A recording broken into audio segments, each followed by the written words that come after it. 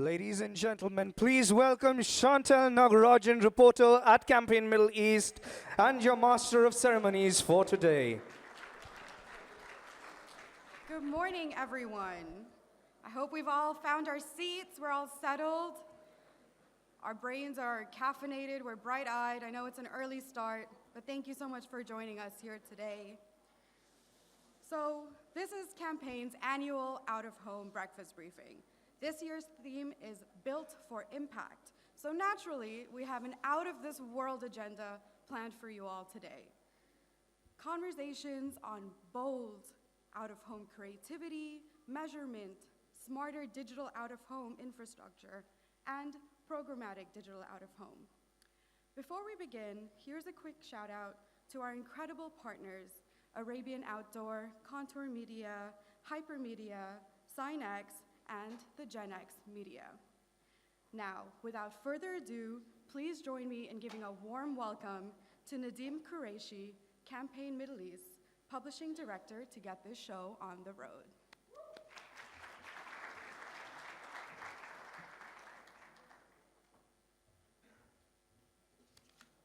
Good morning. Good morning. Welcome everyone to Campaign's out-of-home breakfast briefing event. I'm Nadim Qureshi, the publisher at Campaign Middle East, and thank you all for attending. Hopefully our last breakfast briefing of this year. It's been quite a hectic and an eventful and a long year as well, and making all our earlier campaign breakfast events very successful. Before we get on with today's event, I want to brief everyone on the latest developments at Campaign and with all our partners. On your tables, you'll find the latest 9th annual edition of the Campaign Out-of-Home Directory. This is the latest out-of-home guide that features news, insights from industry leaders, along with details of all the outdoor suppliers with a pull-out location map for UAE and Saudi Arabia with all the outdoor properties marked individually. Yes, we have marked close to 1,630 individual locations, and yes, we have counted them, and yes, this is the edition that makes my designer rethink her life decisions. But I say this every year, this is the kind of passion that the out-of-home industry exhibits. We don't see this with any other media suppliers. The out-of-home guide is the biggest directory we publish, and in fact, is the only standalone media supplement that we print. So again, I would like to thank each and every one of you who are also passionate about your industry and are working relentlessly towards uplifting the quality of out-of-home advertising in this region. Well done, everyone. Moving on, next month we are planning to host our 4th annual edition of Campaign's Agency of the Year Awards on 11 December at SO Uptown venue. As you are aware, our Agency of the Year Award focuses on the agency business success model, that is year-on-year growth, financial achievements, agency culture, diversity, and the people and the teams driving this forward. Here's a short video on the success we had last year.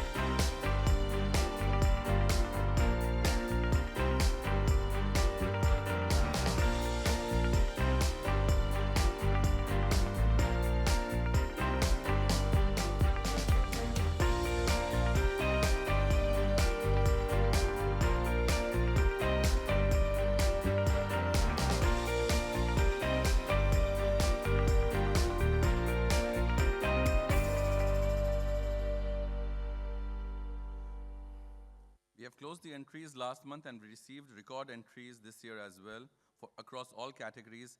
And just last week, we announced the shortlists. All the best to all those agencies who have been shortlisted, and we are currently offering the early bird rates to book your tables till the end of this week.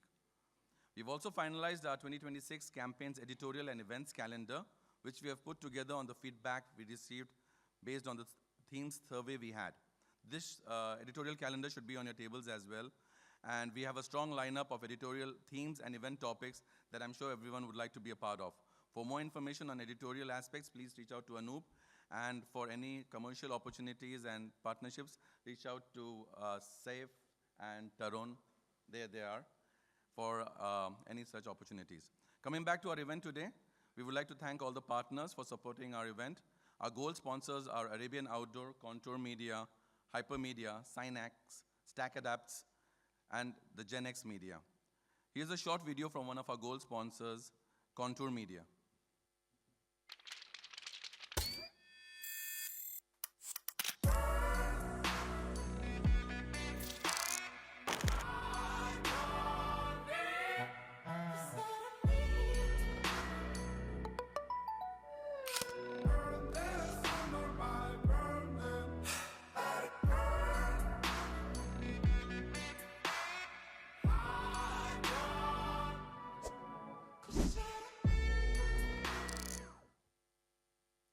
Very nice and short. And here's a quick video from our other gold sponsor, Gen X Media.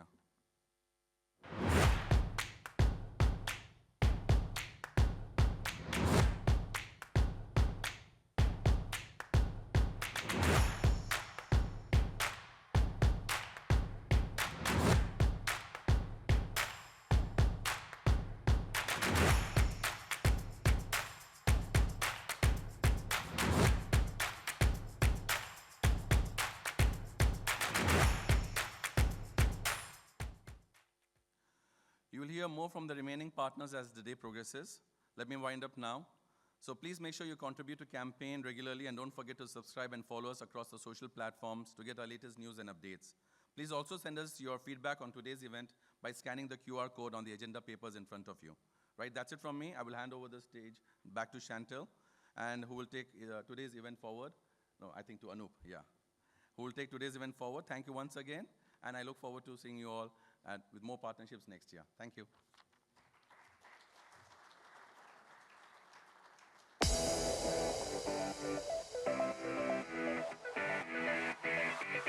Welcome to Campaign Middle East, the region's leading title on marketing, advertising, media, and the creative industries.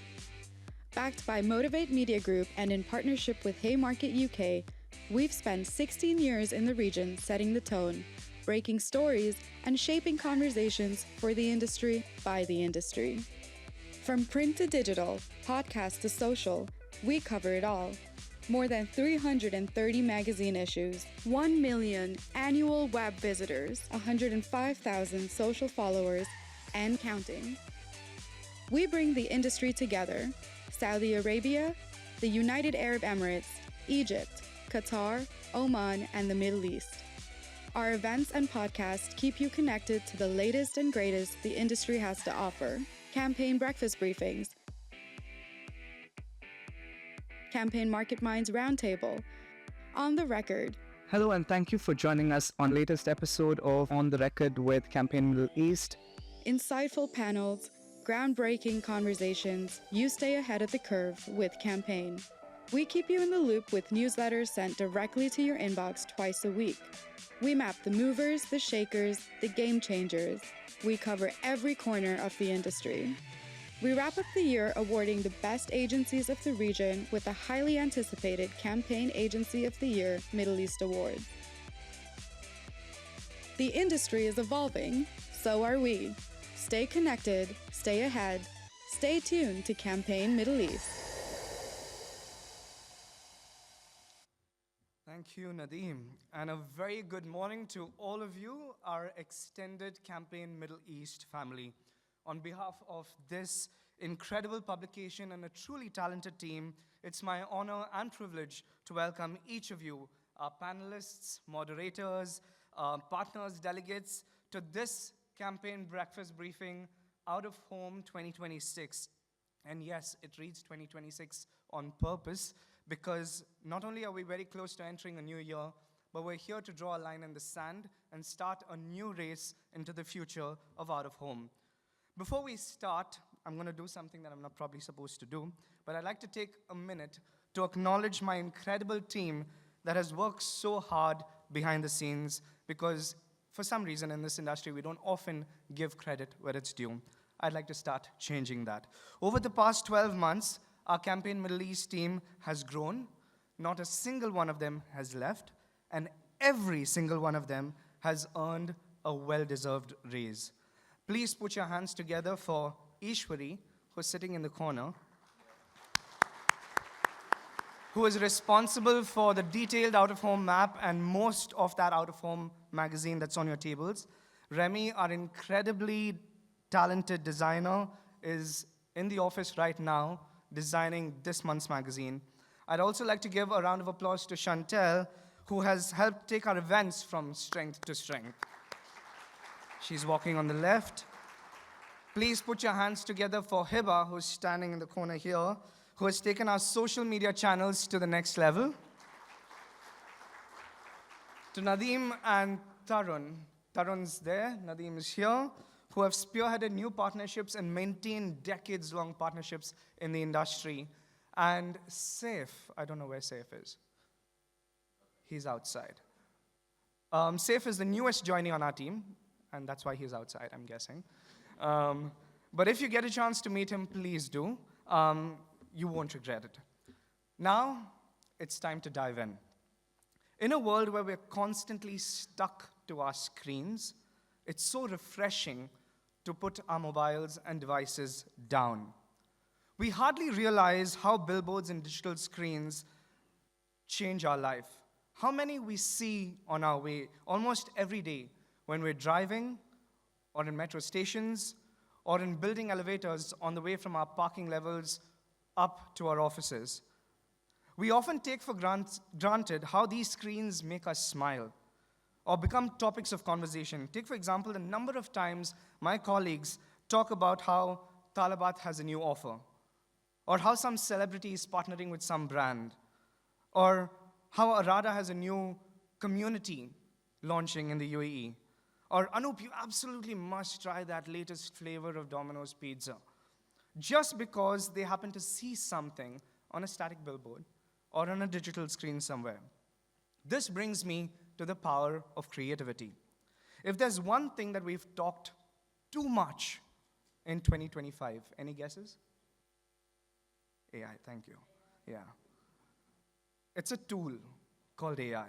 So before we step into 2026, can we make a New Year's resolution in advance to please stop this debate about AI versus human creativity, because we all know that human creatives remain the anchor. Sure, a lot has changed. We've gone from the old canvas, drawing boards, darkroom techniques, sticking those artboards with glue and adhesives to pillars and walls, to Photoshop, Premiere Pro, large format printing, massive digital screens. But some things haven't changed. Human inspiration still matters.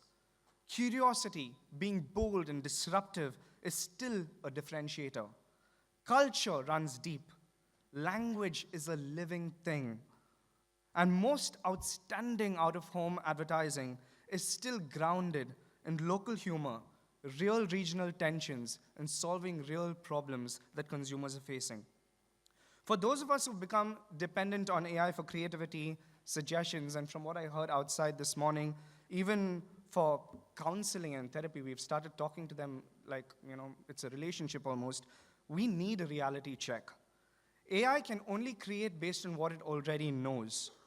So if AI knew only about Leonardo da Vinci, or knew only about Picasso and lived in their time, do you think that it would be able to create Van Gogh's Starry Nights?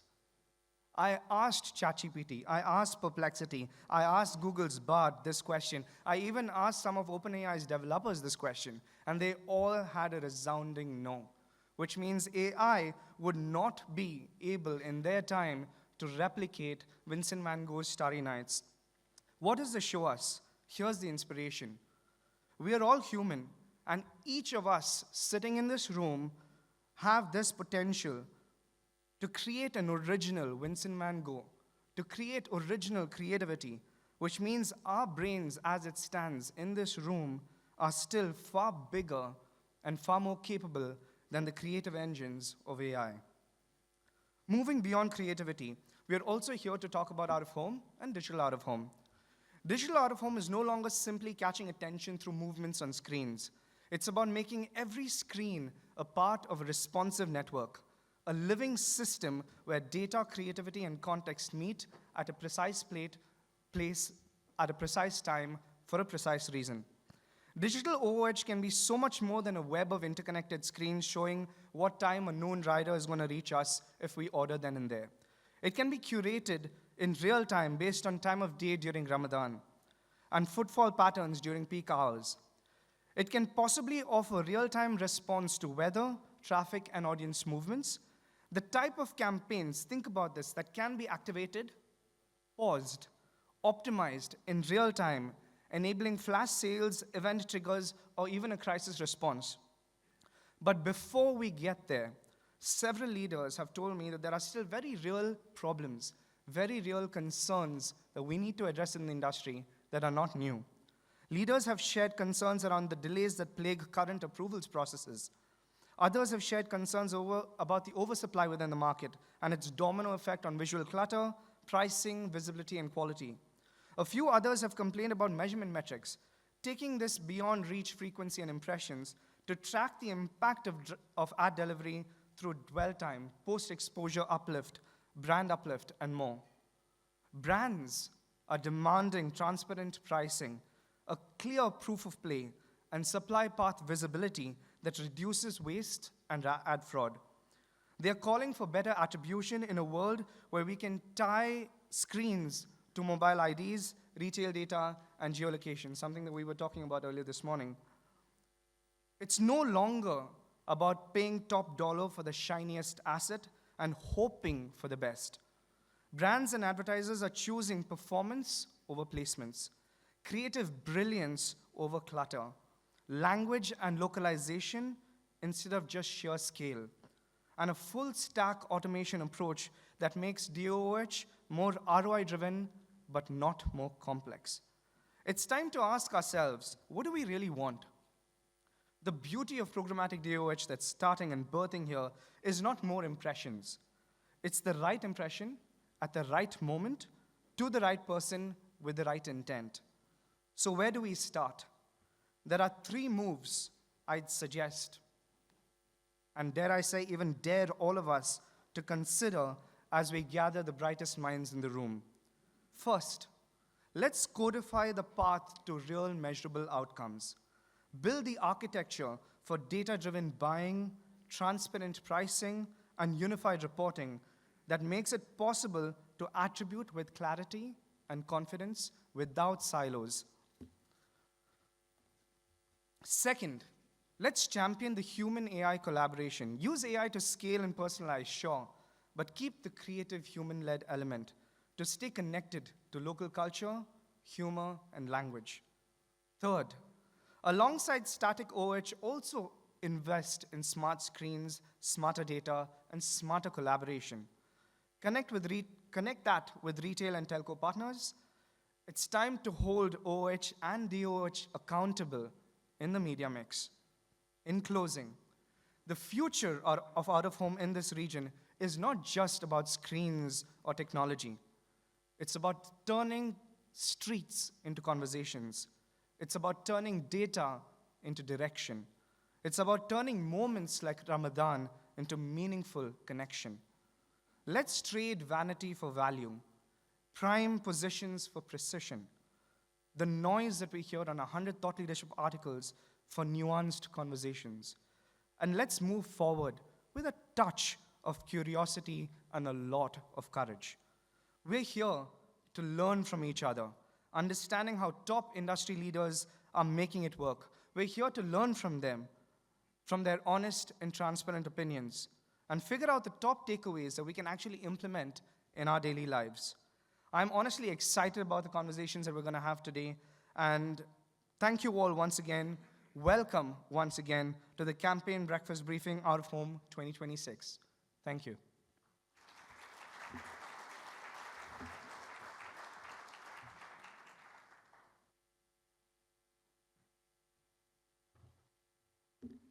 Wow, Anup, thank you for that amazing start to our day. I think you highlighted almost every buzzword our agenda has set for today's event. So, without any further ado, let's dive right into the first keynote for the day, titled The Shift, the Digital Out-of-Home Shift, Powering Smarter Brand Connections Across MENA. This session is brought to you by StackAdapt, who is very kindly giving away all of us a chance to walk home with a PlayStation 5. So if you take a look at your tables, you'll see a little card with a QR code. If you scan the QR code and just fill out a short survey, you could be walking home with a brand new gadget. So before we call our keynote speaker on stage, here's a short video from StackAdapt. Advertising is complex, but StackAdapt makes it easy to master. StackAdapt connects advertisers to audiences, buyers to brands, and campaigns to conversions. The fastest growing ad buying platform that offers full funnel, end-to-end marketing solutions. Here's how it works. Simply decide who you're targeting, upload your data, or choose the relevant audience. Select the right channels and choose the right location. Your creatives then go to work to engage your target audience. StackAdapt AI and machine learning take the wheel to drive your campaigns forward and make a lasting impression. Reach the right people at the right time and maximize the impact of your ad spend. With real-time analytics, you can uncover what is working well and easily optimize your campaigns for the best performance. Whatever your advertising workflow, StackAdapt has the audience, buyer, and channel to help you get the results you need.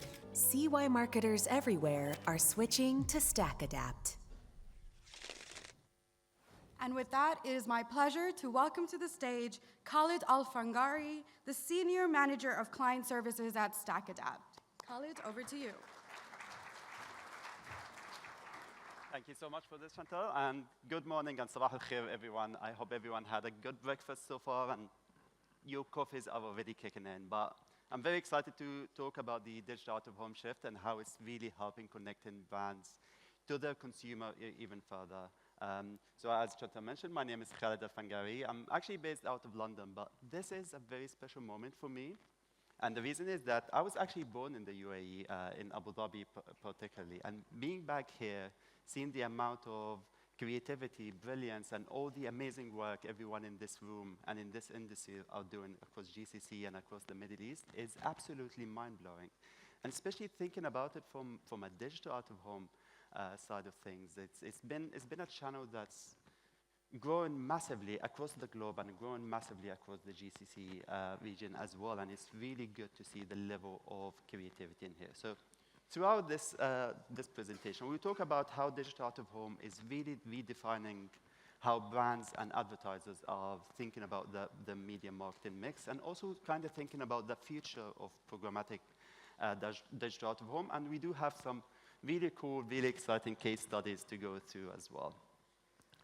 So to start over, hopefully at that point, most advertisers already are considering the digital out-of-home strategy into the wider media mix, with a thinking from a wider channel perspective, with wider marketing funnel perspective, and how it actually correlates with all your different messaging across the funnel.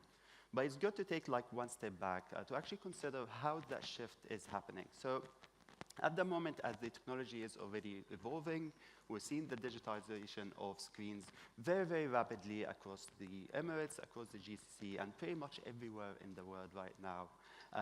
And that means as technology improves, more and more mediums, more and more possibilities will be available to every advertiser globally, which creates that opportunity to be more agile and to be more creative within your strategy. But taking a little bit of a step back, to kind of understand that shift between your traditional ways of buying to like how programmatic digital out of home is moving. So obviously moving away from these really printed and like big screens to like more of like having to manually install a creative, or like every time you need to make a message change, like obviously you have the printed creative to be added manually, to like having like more flexibility to adjust your message to what drives your consumer to take action, to really understand your brand and to really move things forward. And also like for quicker activations.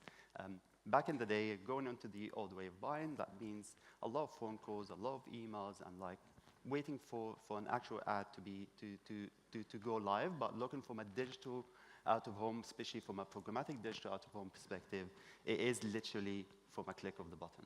What that means to you, more time to be creative. I don't want to use the AI keyword in here, but actually like your own creativity into your strategy. Now you have time to make it to make it even more and like take advantage of it as you go along. And also like that feeds into real-time messaging, being able to affect what's actually shown to the consumer at what time and where, and depending on various conditions, whether it's like the weather conditions, time of the day, where in the world they are at the moment. And the list does go on. So the ability to actually measure your digital out of home as the technology keeps progressing, there are a lot of advances in terms of capturing which users have actually been in proximity to the digital out-of-home ad to be able to link that user to a specific location or link that user to that consumer to how they're behaving online, and like really create that synergy between your digital marketing and between your physical marketing as well, your out-of-home marketing also. And of course, not as easy to damage and like not as easy subject to graffitis and all these kind of things, but the one that I'm more excited about is how technology is really shaping programmatic digital, so like having something like retargeting capabilities. But the key point in here is the ability to reach your audience where they live, where they work, where they go out to have fun, and being able to create that synergy between your media marketing mix to your digital out of home. So with StackAdapt, you can plan and launch your campaign with the goal of how to reach the right user at the right time while they have the right mindset. And from a digital out-of-home perspective, that means you have so many different possibilities, whether from really big screens on like the Sheikh Zayed Road, for example, to like really small screens in a point of place within shopping malls, people who are in the gyms, and a whole different number of possibilities. So there are loads of examples to mention here, but the possibilities are endless, and what programmatic digital out-of-home offers you at that stage is the ability to actually harness all these possibilities to feed into how to actually create an outcome.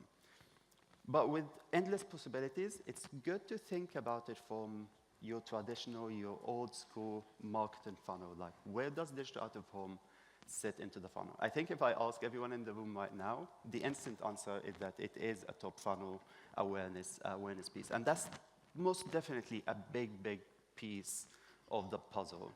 So looking at the awareness piece, from a brand perspective, this is your chance to educate users of your brand, your USP, your right to win, and your right for consumers to buy your products.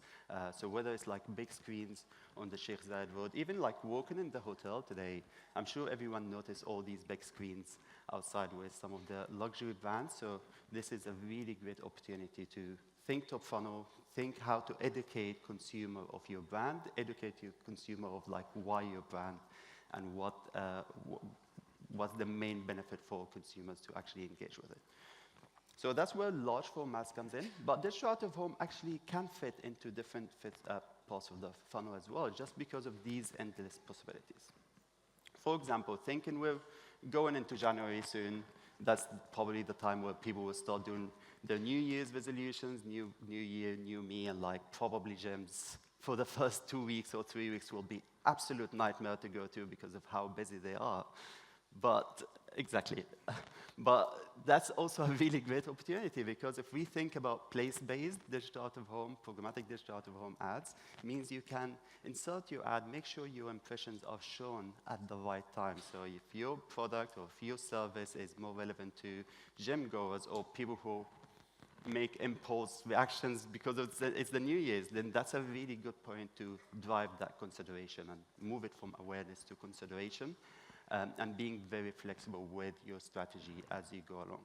But it goes even further to like the actual conversion to the actual lower funnel, because if you think about point of place digital out-of-home screens, it's all about mindset, right? So if I'm going to work at in the morning, if I'm using the metro, I have a completely different mindset during the evening, or if I'm going out. So whilst I'm in the mall, already in the mood for shopping, already in the mood to spend some money, I'm probably going to be more easily enticed to actually make a purchase. So having that right message at the point of purchase, whether it's inside stores or inside shopping malls, means that you can really drive that message forward. You can really drive people to actually consider your product and move it forward.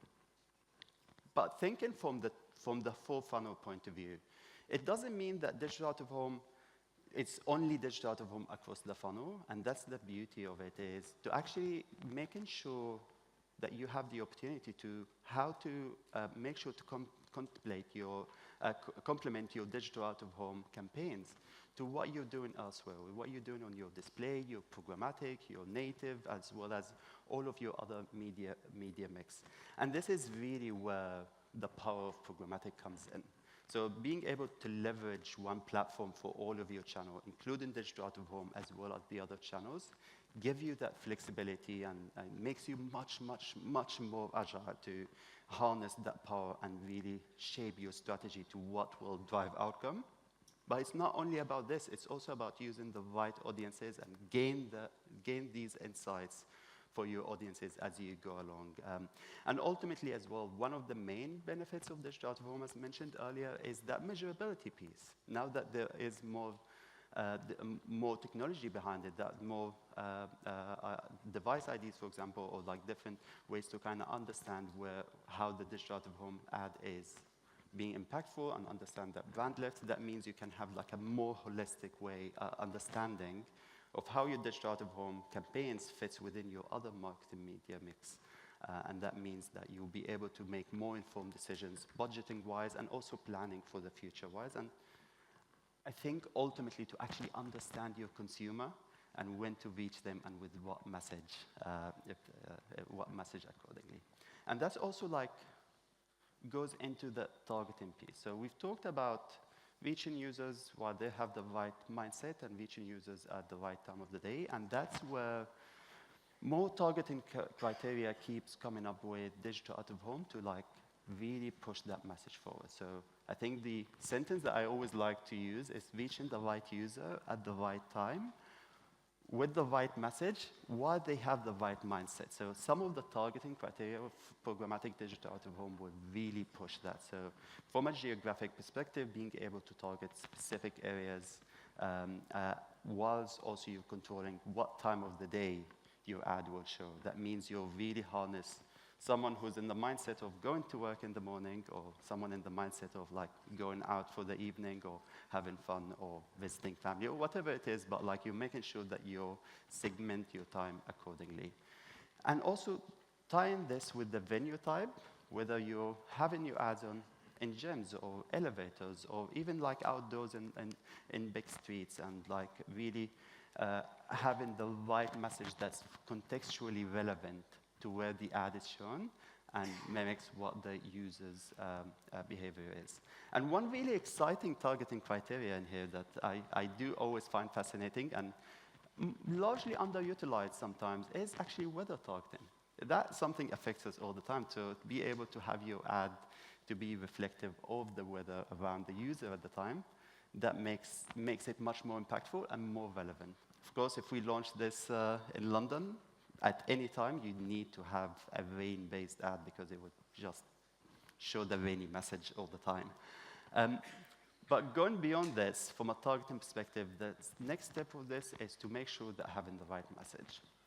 And one really good product that is being adopted by a lot of marketers and a lot of advertisers. So I think 96% of marketers at the moment are either considering or already using DCO in their digital out-of-home ads. So from a DCO perspective, you'll be able to get a specific feed, a specific product feed, and really feed that message into your creative in real time. And that comes to my point earlier, that flexibility, that ability to actually make sure that the message is relevant. So whether the message is like for him, for her, or like being able to actually have these changes for the creative to happen in real time. But programmatic digital out-of-home doesn't even end at here. Digital out-of-home has huge capabilities. And this is an activation that happened with StackAdapt a few months ago in this field in Las Vegas with a brand called Heroku. It's incredible. Like, this building is massive. Not only probably everyone in this city have seen this ad in real time, the ones that probably weren't gambling at the moment anyway, but also it has generated so much earned media during the duration of it, whether from like social sharing to news outlets reporting about it. So it's obviously going like really upper funnel, going like really pushing that awareness piece, and the possibilities are endless. I do believe one is actually being built in Abu Dhabi at the moment. Not sure when this will be ready. So I think the future in this market and future in the UAE and the GC and Middle East in general will be extremely exciting. And also, like, from a StackAdapt perspective, obviously being connected to all the major players, all the major exchanges, gives advertisers the ability to really reach the users across like all different number of screens. And generally speaking, all the major players on the out-of-home space are already now programmatically enabled, or already programmatically connected, or currently like pushing the programmatic capabilities further. But don't really listen, hear it from me. The numbers do speak for themselves. So if you look at the trends from 2023 all the way from now, like, you see that growth consistently on a global stage, and it is bound to continue as more screens are added. And that kind of translates into, from StackAdapt perspective, there is more than 1.5 million screens available at a global stage. We heard earlier, obviously, with all the screens in the campaign magazine as well, like, it would be good to really understand where they are and understand how you can push it further. I am a little bit wary of time, but like, I think one more point I wanted to point out is that future of digital out-of-home. So with all these capabilities, it's really important to understand, to really bring your media mix and like really incorporate digital out-of-home alongside your other channels, and making sure that you're using them for the right purpose while optimizing and being agile. So StackAdapt is a market-leading multi-channel digital advertising platform that gives advertisers a managed or self-serve ability to launch all these strategies in a click of a button. So it's really about adapting and making sure that you have the right plan and focus on pushing that strategy as you go on. So from selecting one specific screen, or selecting from a specific area with like different number of screens, having that speed to actually activate and push your campaigns live to access to more than 1.5 million screens globally. I know that it says 1 million on the slide, but it's actually 1.5 million plus, to actually like having that targeting criteria and that measurability. Very quickly, another really good case study that we've launched recently is with Microcourse. So this campaign was launched with brand awareness in place. Microcourse is already a really big brand, so to actually achieve that brand lift is really great to see. And from this activation across Berlin and Hamburg, it has achieved really good cost efficiency with 20% less in CPMs, leading to more impressions, but also we've seen positive brand lift of 39% in Berlin and 13% in Hamburg, which is really great to see. So generally speaking, we're extremely happy to be in the market, very, very excited to speak with everyone in the room later today. So please don't be shy. We are in the room, so please do come by and say hello. And Chantal have already mentioned this. Make sure to get your shot to win a PS5. But thank you so much.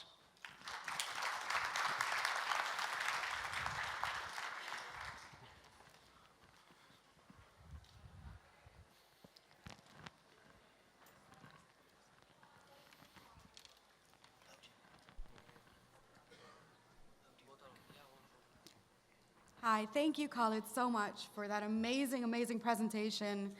We all know every single possibility that can be achieved with digital out-of-home now. So moving on, we've got an amazing panel for you today. The first panel for today, a set of 3 in total, from screens to smart networks. How can programmatic digital out-of-home is powering the dynamic era? Before we head into the panel, here's a short message from Hypermedia.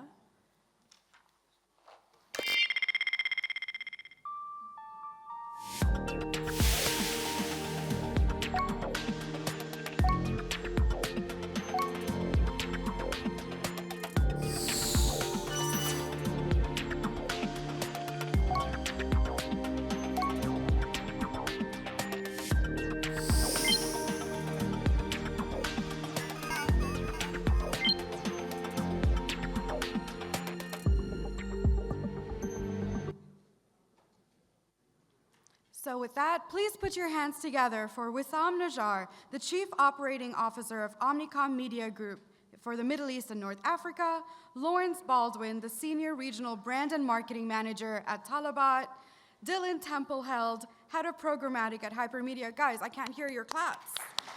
And Bruce Von Kaufman, the Mall Director for Reem Mall. For this panel will be moderated by Campaign Middle East's very own editor, Anoop Uman. Join me in giving them all a warm welcome. Check.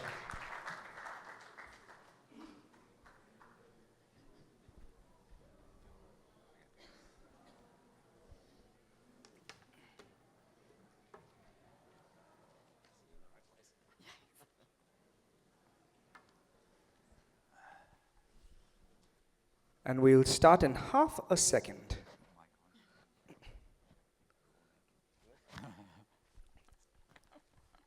Is everyone's mic working? We do a quick check. One. Test 1. Check.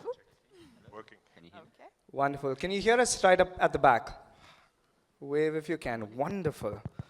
Okay, first off, thank you for joining us here on stage. It's a pleasure to have you all here. Thank all of you for joining us here as well. I've been asked to set the scene for this first panel, and one of the most famous Anoop quotes I've been told is, one of the problems with me is I call a spade a spade. So I'm going to start by doing that again, just to set the scene. And we had a brief conversation about this earlier as well. To be honest about this industry, before we get to programmatic out-of-home, the digital out-of-home industry has only a small fraction of the overall out-of-home spend. From the leaders that we've spoken to, they've told us that the digital out-of-home has about, if I'm being optimistic, about 10 to 12% of overall out-of-home. And if you look at programmatic digital out-of-home here in the Middle East, North Africa, MENA region, it's even a smaller fraction of the fraction. When we asked leaders why this is the case, couple of things that came up were the fact that there's not enough scale. You know, there's a lack of digital out-of-home inventory. Some of them said that there's a lack of appetite. A lot of them spoke about a fragmented media landscape, fragmented media standards. But they also share an appetite. They say that this is exactly why an opportunity exists within the market to leapfrog, so to speak, to a point where now that we're getting smart screens, we're getting data-led screens, there is an opportunity to make digital out-of-home relevant. There's a possibility to make it automated. There's a possibility to make it more measurable. And there's a possibility to make it more performance-led, so to speak. So to start off this panel, I'll ask Wissam the most difficult question of all, because we don't do easy questions on this panel, you see. Wissam, have you seen, from an investment perspective, investment into programmatic out-of-home, digital out-of-home increase over a period of time? And how has that increased? And the most common question we get from marketers is, what's the value, what's the return that you get on that investment? Amazing. Good morning, everyone. So Anoop, thank you for having us today. So the simple answer to your question is the programmatic digital out-of-home budget is minimal. And it lags global benchmarks, and specifically the US and UK markets, given they are pioneers in that particular space. But let's discuss the reasons behind it. There are many factors. The digital inventory was not ready. The technology was not ready. And the supply mindset was not ready as well. They were always pushing back. We have to say the truth as is. But today, the momentum is very clear. Digitization of inventory is growing. Acceleration of DSPs is also growing. And the technology is ready. To an extent where we're seeing technologies being developed in our region and being exported to the world. So today, despite the fact that it is small, but it is the fast-growing medium within the landscape that we're operating within. Percentages, let's not talk about percentages because the base is low. 300%, 400%, 40% does not matter. So what was a test activity within a media plan 2 years back, it is becoming today a must-have activity in every single media plan because it complements the entire omnichannel approach. When it comes to the value it unlocks, it's very clear. And it's split into two folds based on my perspective. From an agency and advertiser perspective, there is minimum waste now and better flexibility. Khaled discussed about dynamic creative optimization. Now clients can direct their budgets toward a specific period, specific area, even during specific weather conditions. I don't see why a coffee brand should advertise at 8 p.m., for example. Also, the incremental reach that adds to the walled gardens, be it social, be it video in particular. And now that the technology can offer the same language in terms of metrics, because again, agencies and advertisers have been pressuring the ecosystem for automation, for transparency, and for measurable outcomes. And then it becomes, then you speak the language of CFOs and CEOs. Sales lift, ROAS, and it does not anymore talk the language of eyeballs, which is the holy grail for every marketing. The second fold is for vendors, and this is a complete game changer. Why? Because vendors now will be venturing into a completely different pool of clients, clients who cannot afford a 2 weeks campaign, rather can afford a tactical campaigns in a very specific area in a very particular period of time. And this pool of clients is massive. We should never underestimate this pool of clients. But the second most important game changer for vendors is they will be discussing today and they will be having the yield management approach, which is the dynamic pricing, okay? So vendors who will see this as a challenge, as an opportunity, will be winners. Why? Because they will be using the language of airlines, hotels, given that most of them operate on a 65% occupancy, and they have 35% remnant inventory. And we're going to discuss later about this in details. This is why I like having Wissam on a panel, see? The first question and the whole panel is done. Yeah. We've got so much information from that first answer. Well, Laurence, I'll come to you next. From your perspective, as a client, we've got agency had their say. Now, from a client perspective, what's the opportunity that you see? How are you leaning or leveraging programmatic DOOH in its current nascent stage? Right. Hi, everyone. Thanks, Anoop, for having me again. I think the first thing I want to look at is my goal. So I'm a brand manager for Talabat. My goal is I want to be meaningful and I want to be relevant to you, to my audience, because only then can I drive emotion, connection, and then furthermore impact, right? Now, programmatic has the potential for that. It allows me to be meaningful and to be very direct to my audience. Talabat is operating in 8 markets, so GCC and Levant. We are not in Saudi Arabia. If I look at these market and programmatic, I think the technology is growing fast, but it's still in early days, right? So the way I like to say it is, at Talabat, we've had the mindset of programmatic in the past. When we do campaign, we look at our campaigns and we say, if we take the United Arab Emirates as an example, this area has a certain demographic, and so we'll advertise a certain food type, a certain vendor, and go with a certain message. And this would vary from area to area based on a very static data that we have, which is demographics. But I believe the future is here with programmatic to be able to be a lot more flexible. I like that. The future is here.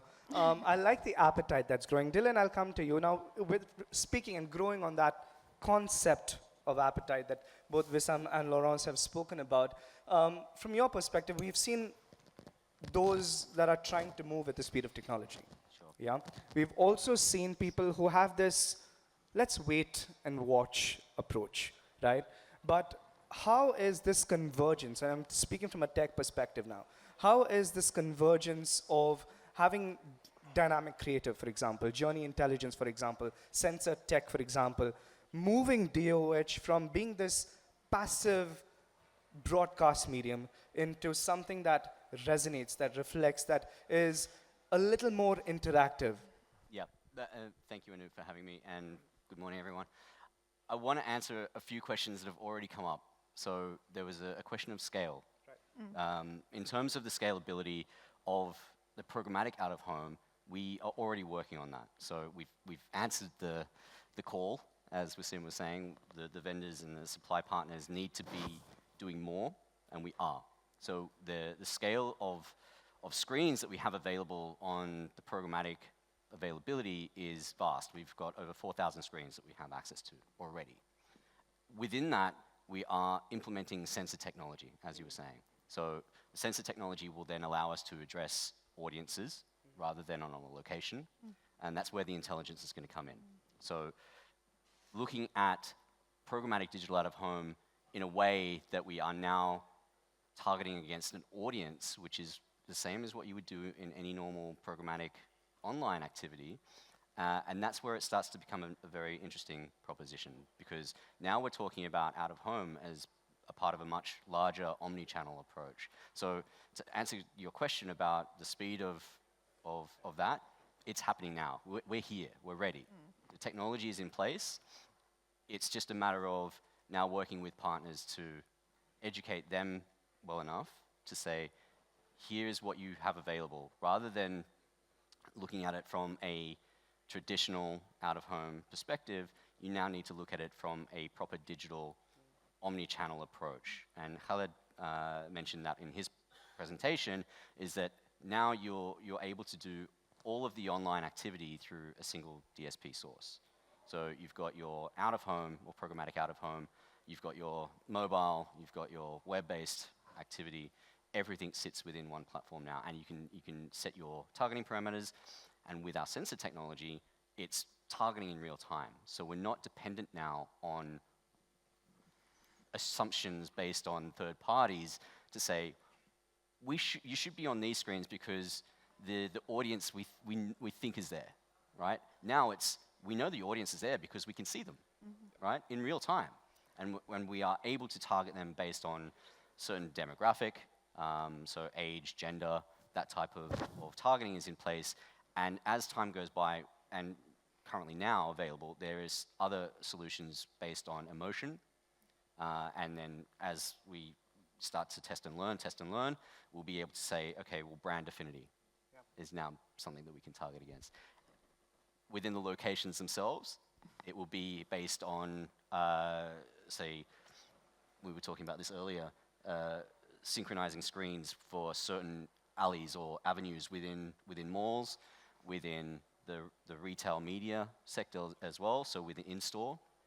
And that becomes a very powerful conversation to have then, because now we're talking about driving from a very broad-reaching audience from the out-of-home area into mall, pushing towards consideration, and then into store to conversion. And that's a huge area for us to... I love how diplomatic you're being. Because if you speak to anyone on this panel off stage, they'll have a lot more meat, a lot more emotion behind it.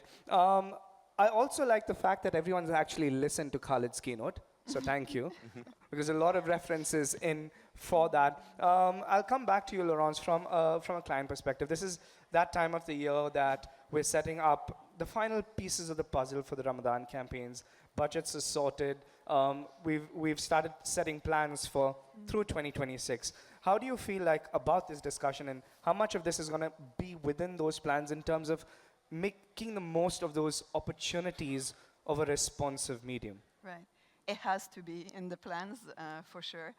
I think Ramadan is around the corner. When you're in brand and marketing, all of you guys know you're already working on this. It's a beautiful occasion. It's an advertising occasion. It's full of rituals and behaviors that varies throughout the month, but even throughout the day. And I think programmatic is here to play a huge role. And for us, if I were to put it in simple word for Talabat, let's say I want to advertise during Ramadan, and it's daytime, so it's fasting time. And I want to be respectful and mindful of people that are fasting. So I want to have my message out there to remind them about groceries, stock up with Talabat. But I want to do it in a respectful way, so I won't show mouth-watering food, for example, during that daytime. But I will pass my message to think of us. And then getting closer to iftar time, for example, so it's 6 p.m., there's heavy traffic, I know you're in the car, you're stuck, but you're going to break your fast soon. Order on Talabat, get your starter iftar, breaking iftar kit, water, Vimto, dates, and get it in your house in 15 minutes. It's relevant to you, it's talking to you, you're there, and it's meaningful. And then iftar pass, and it's suhoor. And again, in the same day, I can change my message and be relevant to your coffee or your dessert, right? So this is, I believe, the magic of programmatic, is having that real-time conversation and being meaningful to you without broadcasting one message to everyone. Wonderful. Bruce, I haven't forgotten you. I see you looking at me. I haven't forgotten you. I will come to you. From a landowner perspective, right? You have seen a lot of digital media grow in mall. You've seen the media networks grow in mall. Have you seen that appetite or the growth in terms of immersive digital experiences, responsive media networks within Reem Mall? And what, according to you, if there is that growth, is driving that growth? Definitely. Morning, everybody. Once again, thank you for having me on the panel. Absolutely. I think one of the big questions we get asked from our retailers, who are predominantly the advertisers within the malls, are the ability to diversify their budgets. So when they're going out and booking media in the current format, they're booking across a full network.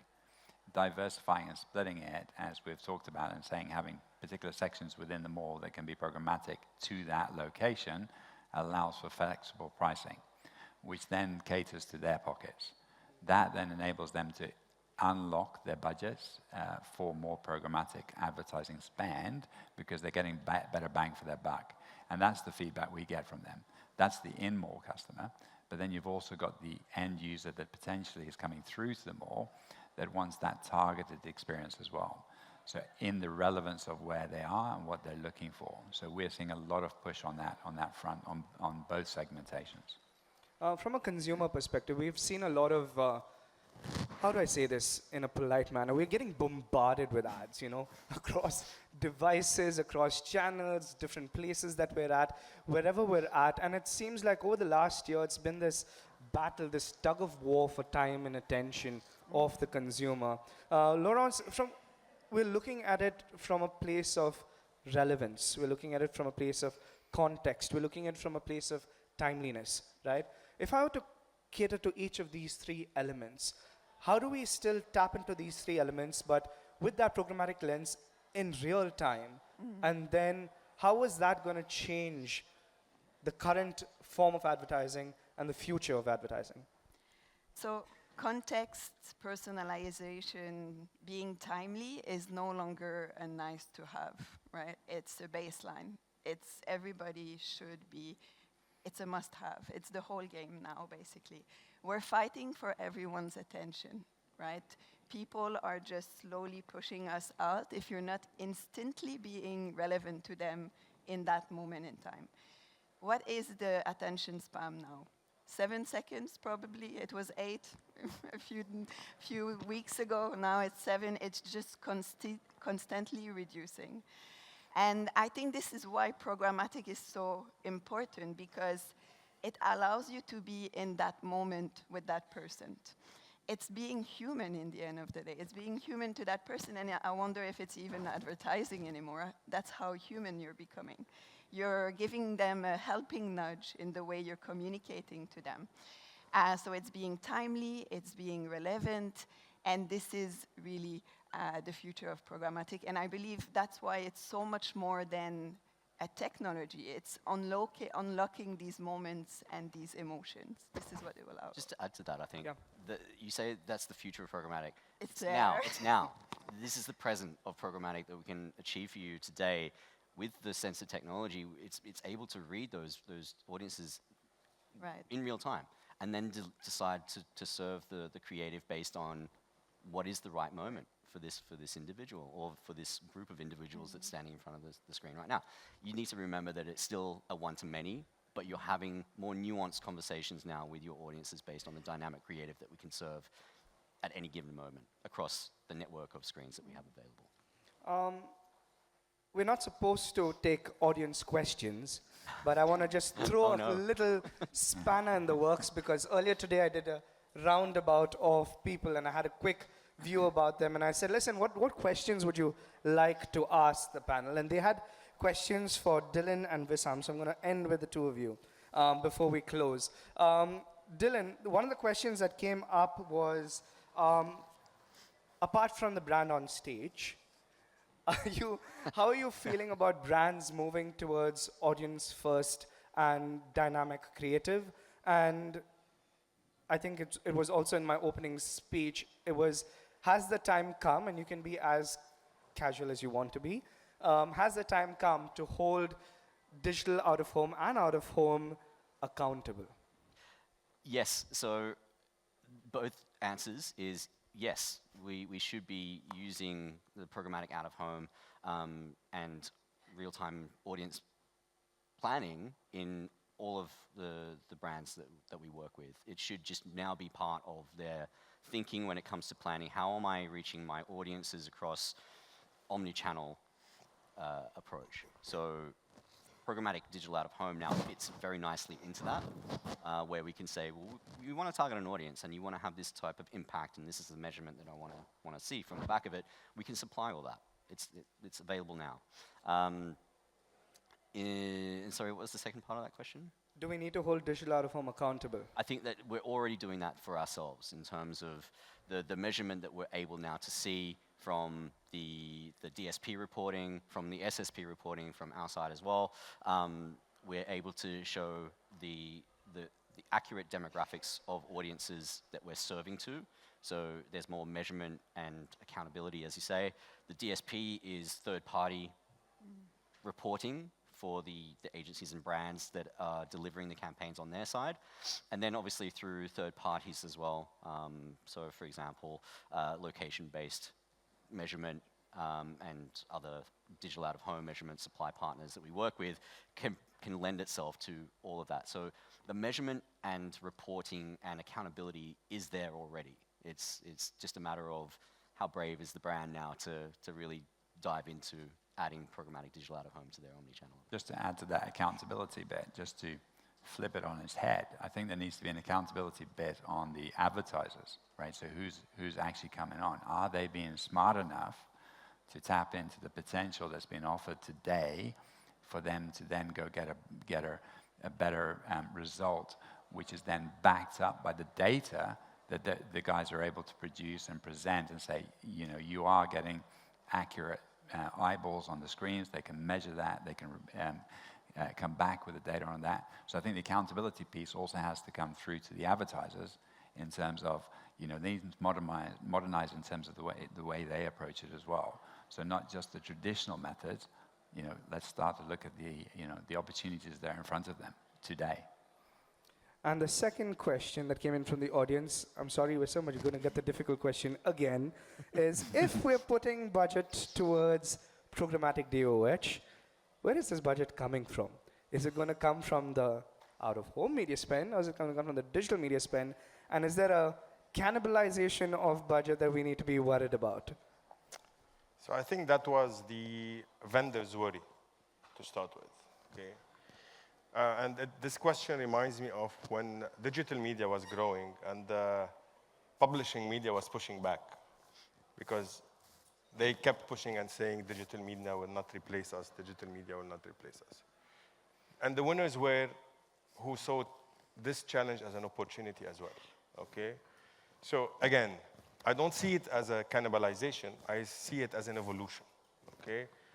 There will always be clients and advertisers that they will shift media from the traditional outdoor for flexibility. And there will also be clients who will be shifting budgets from the digital space as well, because it's speaking the same metrics, the same business language, and measurable outcomes. And which it will be, so this digital programmatic will be the bridge of both two. The winners in this race will be who will see this as a challenge and an opportunity at the same time. Vendors who is going to discount their media to offset their remnant inventory will lose the race.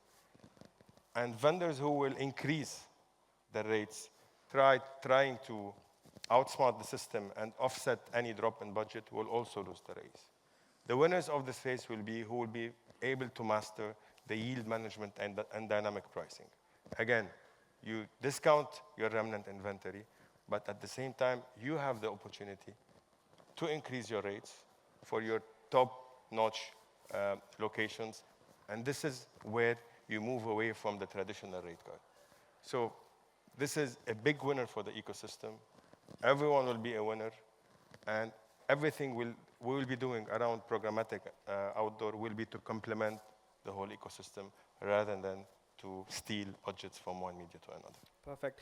Before we round up really quickly, in a sentence, each of you get to share your thoughts, your key messages, now that you have a room full of people listening with rapt attention. Bruce, we'll start with you and come down.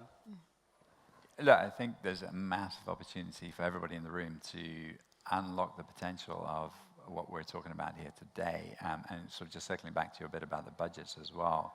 I don't think you need to reshape your budgets. It's just how do you tap into those budgets more effectively? Then target your advertising on those channels. If you take me, for example, as a media engager, I now use a website that has no advertising, no pop-ups, a web search engine, right? So if you get my eyeballs on screens in the mall, you're going to get my time. Because currently, digitally, I'm not seeing anything because I've got it blocked by the website that I use. So tapping into that potential of eyeballs walking through the premises, I think you're unlocking huge potential, especially when it's programmatic and targeted. Dylan? The future is now. We're in it right now. It's not now a matter of automation being part of programmatic. It's real-time targeting on audiences. So you're planning now towards an audience rather than chasing a location. It's available to all advertisers in all brands today. Come and talk to me. Lawrence? So know your audiences, know them well, be creative, stop a one-size-fits-all because you will just be part of the noise. Wissam? So my final thoughts, and specifically to vendors, because I strongly believe in life there are three types of organizations. Organizations who make things happen, organizations who watch things happen, and organizations who wonder what the heck is happening. Okay? I know from an Omnicom perspective where do we stand. I will leave it up to the audience to decide in which vertical they want to be, whether they want to win the race or they want to watch the race. And that's your masterclass on programmatic DOOH. A big round of applause to everybody here. Thank you all. Thank you. After you. Ladies first. Thanks, sir. Thanks, buddy.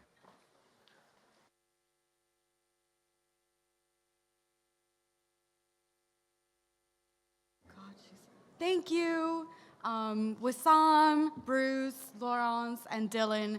That was brilliant. I think that answered all our questions on how advertisers can be a lot more flexible with programmatic digital out of home. So now, shifting the script a little bit, we have a keynote for you by Ramzi Naja. He's the creative partner at Das Capital. Ramzi's going to be talking to us on the unmeasurable unpredictability of out of home. He's going to take us through how creative work can really cut through that unsurety. So without further ado, please welcome Ramzi Naja. Thank you. It's yeah. So now for something a bit more controversial, I think. I think the usual suspects are here. People that I saw last year in the Gulf Out of Home Summit and all that. So pretty much similar presentation. A lot of the elements are in there, but I'm going to take a slightly more obtuse approach to it. The unmeasurable, the delightfully infuriating unpredictability of OOH. And I think the key word here is unpredictability. We hate it in this industry. The stock market hates it. The CFO hates it. But that, in many ways, that's what makes this industry magical. And what we've been doing, actually, in the past few years, aided by technology, data, and everything, is really trying to master unpredictability and turn it into something that can be measured, predicted, and all that. And so basically what we do is we are constantly trying to take, in this industry, in this category, we're taking the 24 sheet, the 48 sheet, the 96 sheet, we're trying to measure the hell out of it. In reality, yeah, that's the problem. Sorry, I'm going to be walking a bit into a hostile territory. I know I might upset a few people, but no, come on. We're trying to take a different point of view in this. We don't know heat. Okay, let me cheer you up a bit first before we get into the bad news, because there was a bit. The good news first. First, the greatest outdoor campaign in the history of advertising, by far. I came across this campaign, some of you might have seen it before, in Florence, Italy, sitting outside a cafe, smoking a cigarette, because I was not allowed to smoke inside 20 years ago. And I took a photograph of this campaign with my iPhone 2, I think it was at the time, and this is it. Perdonami, ti amo, Puzzola. A fantastic message by a broken-hearted Giovanni, I don't know. So Giovanni has done something, and what he did geo-targeting. He put his message outside Puzzola's apartment. He put it with emotion, he did everything correct. He actually did much more than that. Because I went in the second day, it was next door to my hotel. He's put another one. And this is suddenly, we're talking targeting, segmenting, geo-targeting. Now we're getting into hammering. Because Giovanni was like postering the thing. Every day he was adding one more to his stuff. This is fantastic. This is a fantastic campaign.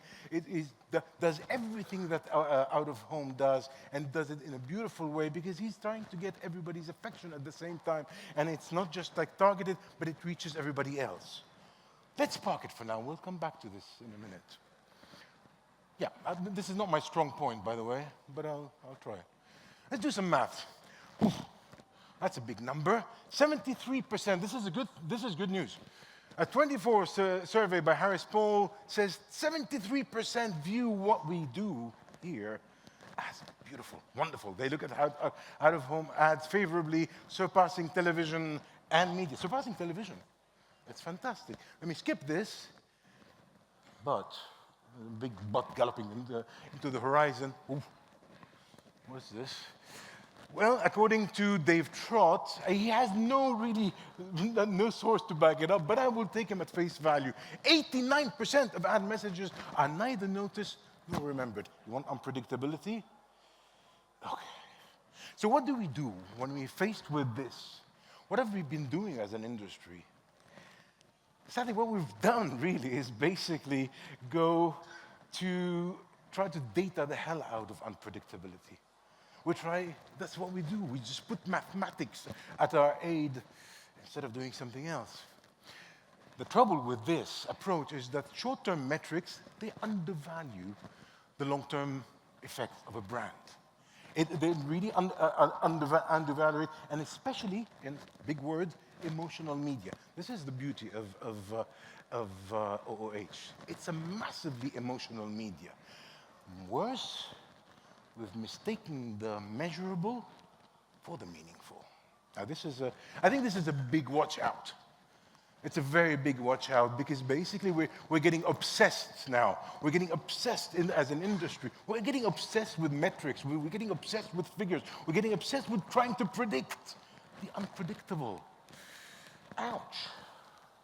And actually, let's just get into this word, meaningful. What do we say, meaningful? Now, I found this on LinkedIn. I have no idea who wrote it. I searched everything, and somehow I could not. But anyway, I think it was the person was drawing from Byron Sharp's How Brands Grow. The tools got so bad at targeting, we forgot to ask whether targeting was the point, and it isn't. Brands grow, this is the key thing. Brands grow not by reaching me because I'm an advertising guy. No, they actually grow by reaching people who aren't customers yet. This is how we grow. If we keep targeting the people who are like the most likely, then basically we're not going to grow. I think this is a wake-up call and a watch out. OOH is a fantastic vehicle for reaching the people who are not customers yet. Why? Because it's not an intimate medium. No, and never mistake it for that. It never is. Basically, look at this. A wonderful ad for curries. Basically, they got customers to write in and put like hints to their loved ones for Christmas. So 1,000 customers have responded. Lucy, subtle hint, Emma Campbell won't be happy with thermal socks this Christmas. This is supposed to be targeted, but it's not. The reality is, it's actually aimed at the general public to make the brand much more loved. Basically, buying new technology and advanced campaign capabilities are great. What it is, basically, an ad effectiveness relies on its creative and the emotional value that this creative does. Basically, look at this. This is a report from this year. 150 OOH campaigns globally analyzed. The creative emotionality, not the reach, not the frequency, is a stronger predictor of remembered impact 1 week after exposure. Now, this is, we talked about measuring, and what happens is that we try to measure everything that is in an ad, and we even feel, and I've heard people talk about it, and people presenting technology, supposedly to measure even the emotion and the reaction of people to an outdoor ad, or to any ad in general. So to counter that, I've taken the help of a mathematician, one of the most famous mathematicians called Hannah Fry, to answer this question: can we measure emotion by looking at people's faces?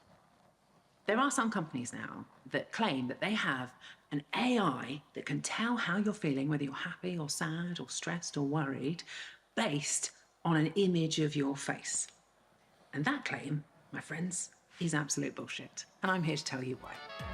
Okay, so I'm not going to get through the entire video. It's a bit long, but basically she explains why it is bullshit to actually try to predict or to judge people's emotions by looking at their face, or like measuring whatever their facial features are doing. So attractive at face value metrics and the ability to use them now. This is moving to a slightly different area, to split audiences into segments now. Because it's easier to deal with their emotions when we put them into segments, basically, you know, it's something that we think is correct. However, yeah, it's customers who decide what segments they are in. You don't decide it. We would like to, we try, we make them, we put them, we categorize them, but bottom line, this is what happens. And this is, again, the unpredictability, but also the potential for growth for brands. And that's it. The OOH is not targeted at you. What you get on your phone is targeted on you. It's a very personal, intimate medium. OOH is a shared experience. And actually, this is the power of OOH, because basically what happens, there's a psychological little trigger that happens when somebody else sees the same message as you feel more comfortable into talking to the people sending the message. That's a big jump, okay?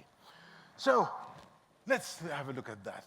Digital media took over, the focus shifted from wanting to make people feel to wanting to make people click, because one is measurable, the other is not. You know, we want some predictability in this business. The trouble is it just doesn't quite work. And what we end up with, and this is the drama today, if you look at the creative landscape in general, and I'm coming from a creative, an industry flooded with formulaic content, ads optimized for immediate performance, but lacking in long-term performance. Resonance, actually. Which means ads, with apologies to whoever is involved, like this, which in my view is an insult to a brand that I love, dare forward for Porsche, as opposed to this. One ride and you'll understand why most rocket scientists are German. Now this is, yeah, you're laughing. This is basically what makes you feel, what makes you connect with the thing, not dare forward. Not stuff that you can just easily put into different segments and bits and media and splice and slice. No, you just throw this. And that resonates, and that stays, and that sticks. Because this is the thing, and this is the warning sign. When a metric becomes a goal, it ends up with manipulation. And we have a lot of examples of that. And this is frightening advertisers as well. Because there's a lot of fraud in that, particularly online on phones, and you know that. I'm going to skip this because we don't have much time. Although I would have loved to share this with you, but yeah. Okay, now let me go back to the emotional aspect. 70% of OOH ads score low on emotional resonance. Now, the most interesting thing, the top 10% multiply by 10. This is where the opportunity lies. This is basically the key aspect of everything that we do. So what we have to do, really, if we want our campaigns to work, to succeed, to make our brands grow, to make the CFO happy, is to get emotional. Okay, how do we do that? I threw these things because this is like totally subjective. You know, you've got the emotional levers that we can use in OOH are these four, in my view, okay? Let me start with geographical contextuality. Personal, again. This is where I was born. This is where I spent my childhood. It's called the King Fahd building. No, it's not. Everybody refers to it as the Sony building. This is the power of OOH. It is, a poster is real estate, even briefly, because it's connected to its geographical environment. More to the point, lovely example, this one, Coca-Cola, who had the wonderful privilege of having a bridge named after them. Here's the Bay Bridge in San Francisco, was called the Coca-Cola Bridge. Look at this sign. And what do? They take it down. And the actual communique that came out of Coca-Cola at the time said we're diverting the funds and the investment into digital media. Okay, fine. Meanwhile, in New York, yeah, Pepsi-Cola keeps their sign in Queens. It costs them a fortune, but what they end up with, they gain landmark status from the city of New York. Now, this is basically where you know, something that you cannot really measure, but it has so much weight, so much meaningfulness. I love this one. in terms of geographical contextuality. This is in Melbourne, and it is for Specsavers. Basically, you should have gone to Specsavers. And in Sydney, meanwhile, you got this sign saying like you should have gone to Specsavers and that kind of thing. Okay, let me move from geographical contextuality as an emotional lever, because it is, to authority. Big one. And there is no bigger authority than that of the Almighty. Yeah, this is what you see, these signs that you find outside the churches in the US, and I think they're wonderful. There's some of the most fantastic messaging in there. I'm going to show you a few. Whoever keeps praying for snow, we're impressed. Very good. Okay, now can we pray for world peace or other stuff? Treat others as you would like to be treated, says the authority there. Oh, hang on a second. We have like for loyalty program. Free coffee, everlasting life, membership has its privileges, and love this one. Warning sign, Adam and Eve, the first people not to read the Apple terms and conditions. There is social awareness messages as well coming from there. Honk if you love Jesus, text while driving if you want to meet him. Great stuff. And then finally, I just love this. Too hot to keep changing sign. Sin bad, Jesus good, details inside. Okay, that's it. Let's get on with it, okay? And then from another authority, like the economists did not become an authority just like out of the blue. They just basically followed one hit after a time, and they became frankly, the biggest authority, I think, in outdoor because of their consistent advertising, and they became an authoritative magazine to the point where I don't know if The Economist is really good. I believe it is, because it feels that way. That's what OOH does. And then this one.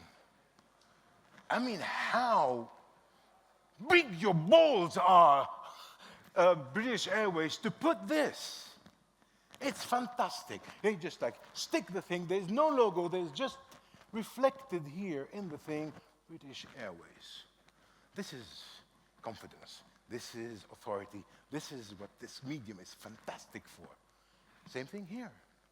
You don't need a logo. You don't need a message. You know exactly what they're talking about with KitKat.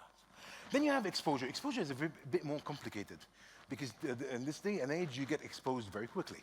You're in trouble very quickly. You risk a lot very quickly. And those who dare to go against it, particularly in OOH, because it's a big medium, don't forget, really gain a lot. Remember this one? For Nike, they went against everything, a lot of what was going on, basically about the knee down thing, anti-racism message and all that, believe in something.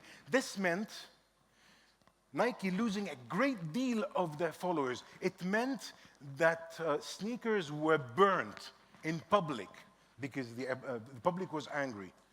It also meant that their sales shot up. Yeah, they say marketing is sacrifice. That's a great example. Same thing to a lesser extent for HSBC. They took sides when the Brexit vote came in. They took sides, okay? So, finally, the last thing is movement. Movement is an odd thing to talk about in a static medium, supposedly. But no, there's a lot of media, and I love this one. Hello to all our readers in high office. I mean, sorry, it keeps coming back to The Economist, but what can I do? They're fantastic at what they do. Never off track, and turning an off a bus that to make it look like a train. It's a fantastic approach, and I'm going to show this, even though I'm running out of time. I love this.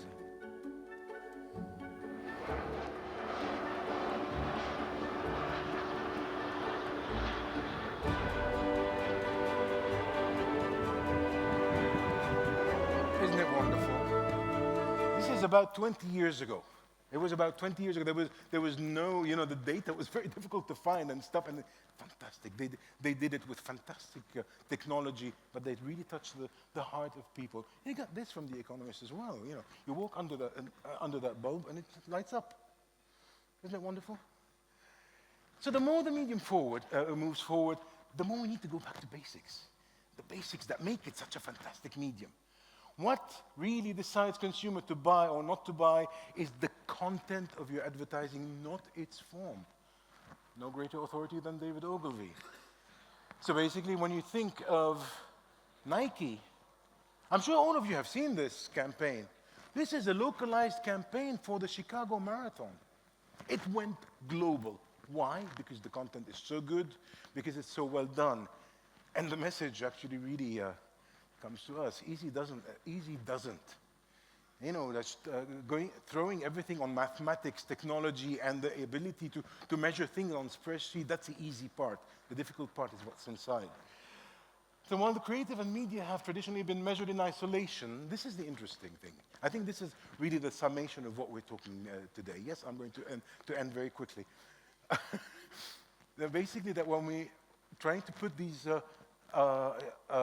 models, predictive models, prediction models, measuring and all that, if we do that, that's fine. If we do that while we really judge the creative impact before we send it out, then we may actually end up with something much, much better than what we have today. And so, but good luck with that. I don't think this is very easy. Now, so to close, let me go back to Giovanni. Now, Giovanni has been waiting for 5 days. You know, what, 6 days, he's been posting these things. So, you know, what do you expect from your audience? You expect a response. He has done everything by the book. Targeted, geo-targeted, and hammered. Sadly, Puzzola oggi è assente. Puzzola is not here. So basically, he did not get his thing right. He did not get his measurements right. He did not get his forecast right. It all went completely haywire. But poor Giovanni in Florence, I hope he found his true love in the end. But there you go. That's it. Thank you very much.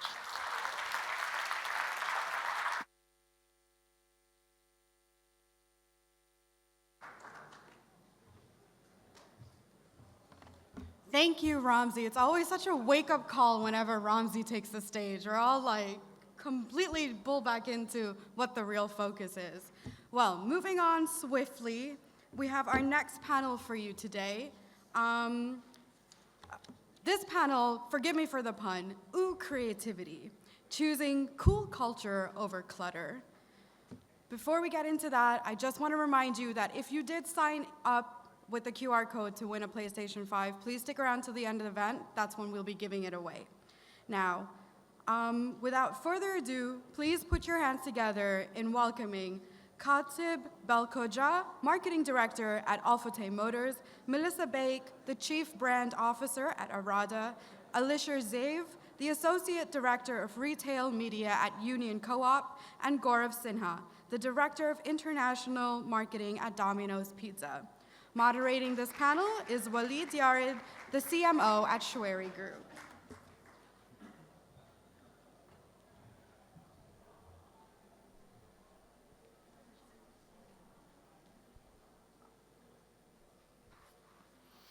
Hearing me? Yeah.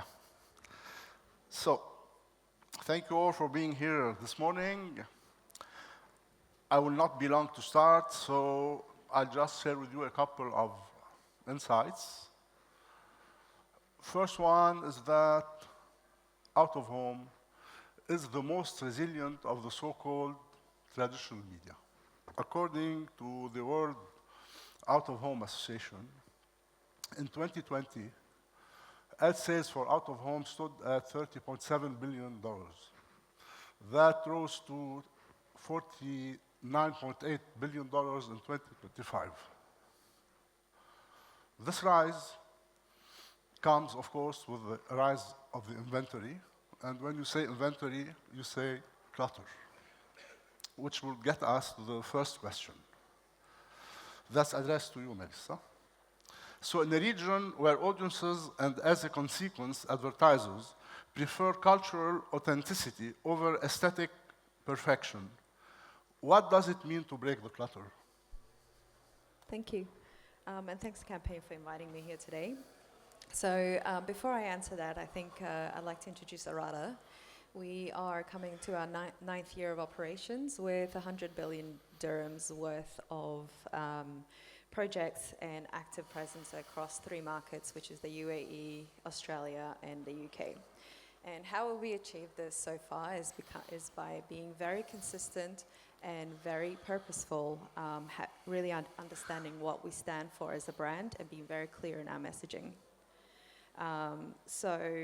And that sort of goes across all our touch points, from our placemaking strategy to marketing and advertising, and of course our out of home.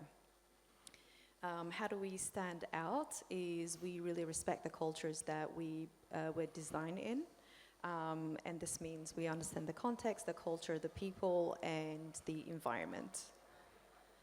We avoid overly glossy images, overly glossy text, and we also don't have any aggressive promotions.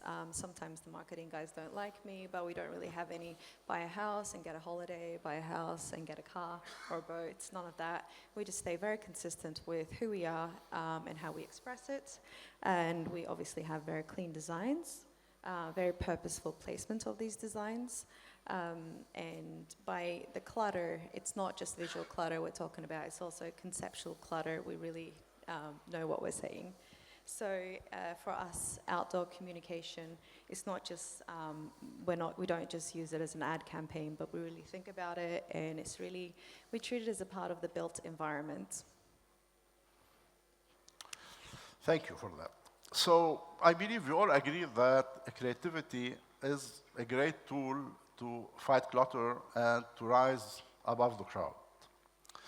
And also, another piece of information, according to the UAE official releases, we have in the UAE more than 200 nationalities, and even, of course, more ethnicities related to these nationalities.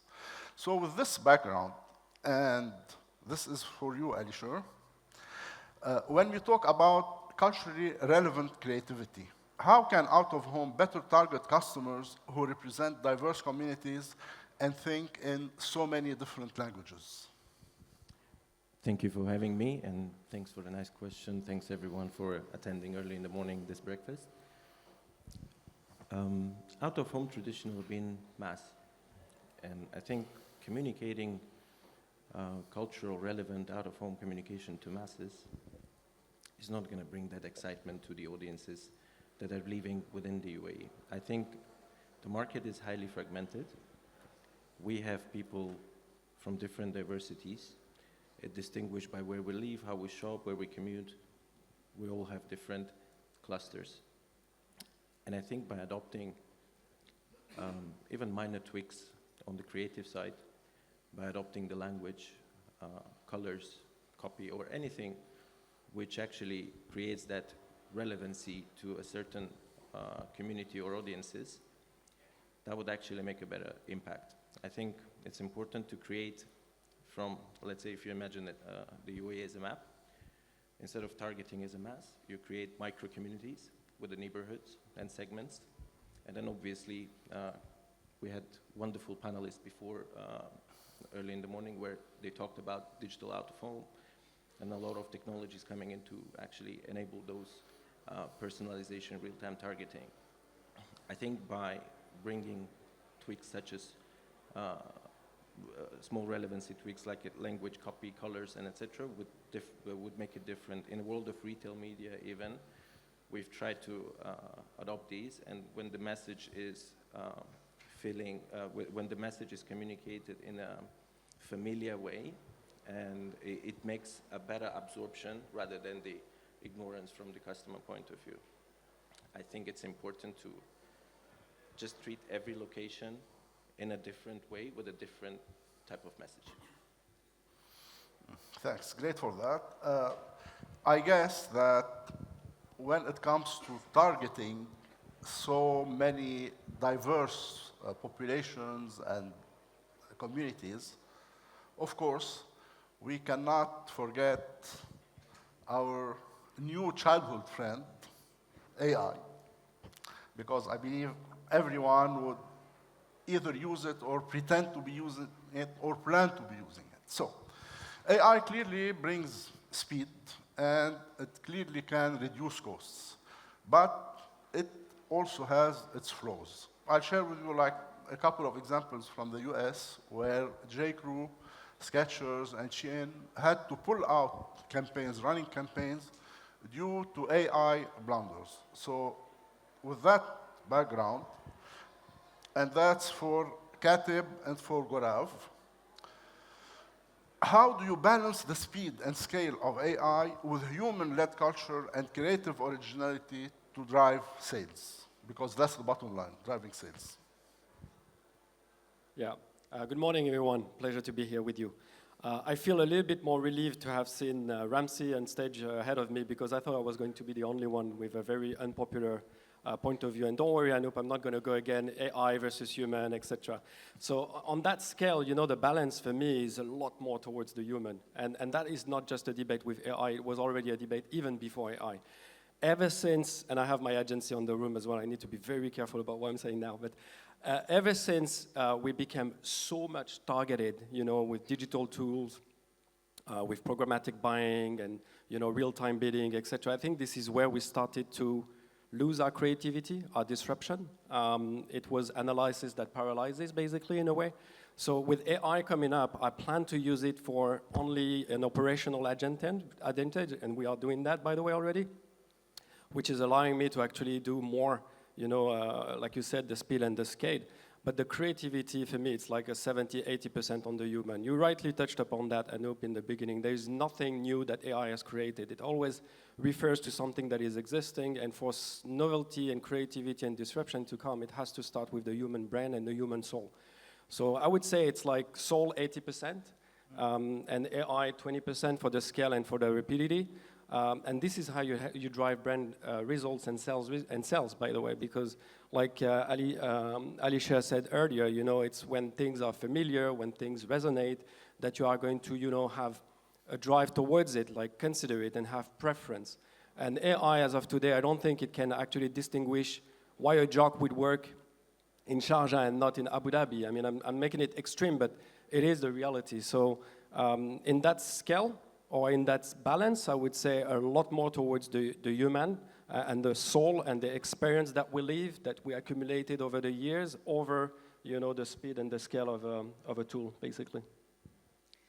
Yeah, thanks, Katib. I think Anoop said in the morning to be brutally honest on this platform, and I'll tell you one quick one on AI.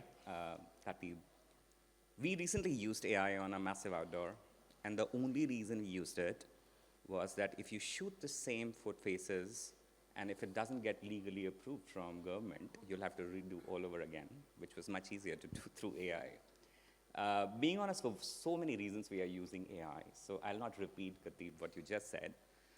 But overall, irrespective of AI or agency, I think outdoors do become wallpaper very fast. And that's the bigger challenge, irrespective if the creative is through AI or through agency. I think initial numbers, I think Anoop said, and somebody else, the whole inventory in the region is 10, 12%, which is dynamic. It means you're not able to change it. Food, pizzas, obviously I come from pizza industry, so it's one of the biggest advertisers on outdoor because of the impact and ROAS. If you're driving on Sheikh Zayed, you end up seeing a burger ad, one example. Day one, you see the burger ad, you see some price point. The second, let's say, lamppost says the same thing, but in Arabic, and then there's more repetition, right? Second day, you still notice, and third day is definitely a wallpaper. Compare it to another storyline, where there is some storyline, there is some hook of language. Then you see another product after that on the lamppost, which is much more real, AI or not AI. And then there's more interesting, something more subtle. It's a whole story. Now that, when you pass, you actually notice. In fact, you miss it maybe a little bit. Second day, you are actually seeking out, what did they really mean, right? And third day, maybe you are kind of saying, oh, you know, getting those subtle hints back. Okay, that's what they meant.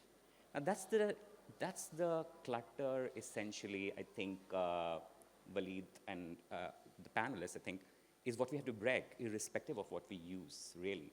So I think storytelling, and I think before this was stolen the show by the creative thinking, I think it definitely is to break the clutter, irrespective of whom we use, how we use. Let's not make some of these things so boring that everything is a wallpaper, especially outdoors, because they are for a good period of time. Sorry, I know I'm speaking a lot, but that's my point of view. Yeah. Before we move to the next question, I'd just like to have a sense of who is in the room. Who is a vendor? Please raise your hands. Who comes from vendor side? Okay. Advertising agency side? Okay. And advertiser side? Okay, fine. So, in your opinion, who believes that out-of-home sits just in the upper part of the marketing funnel?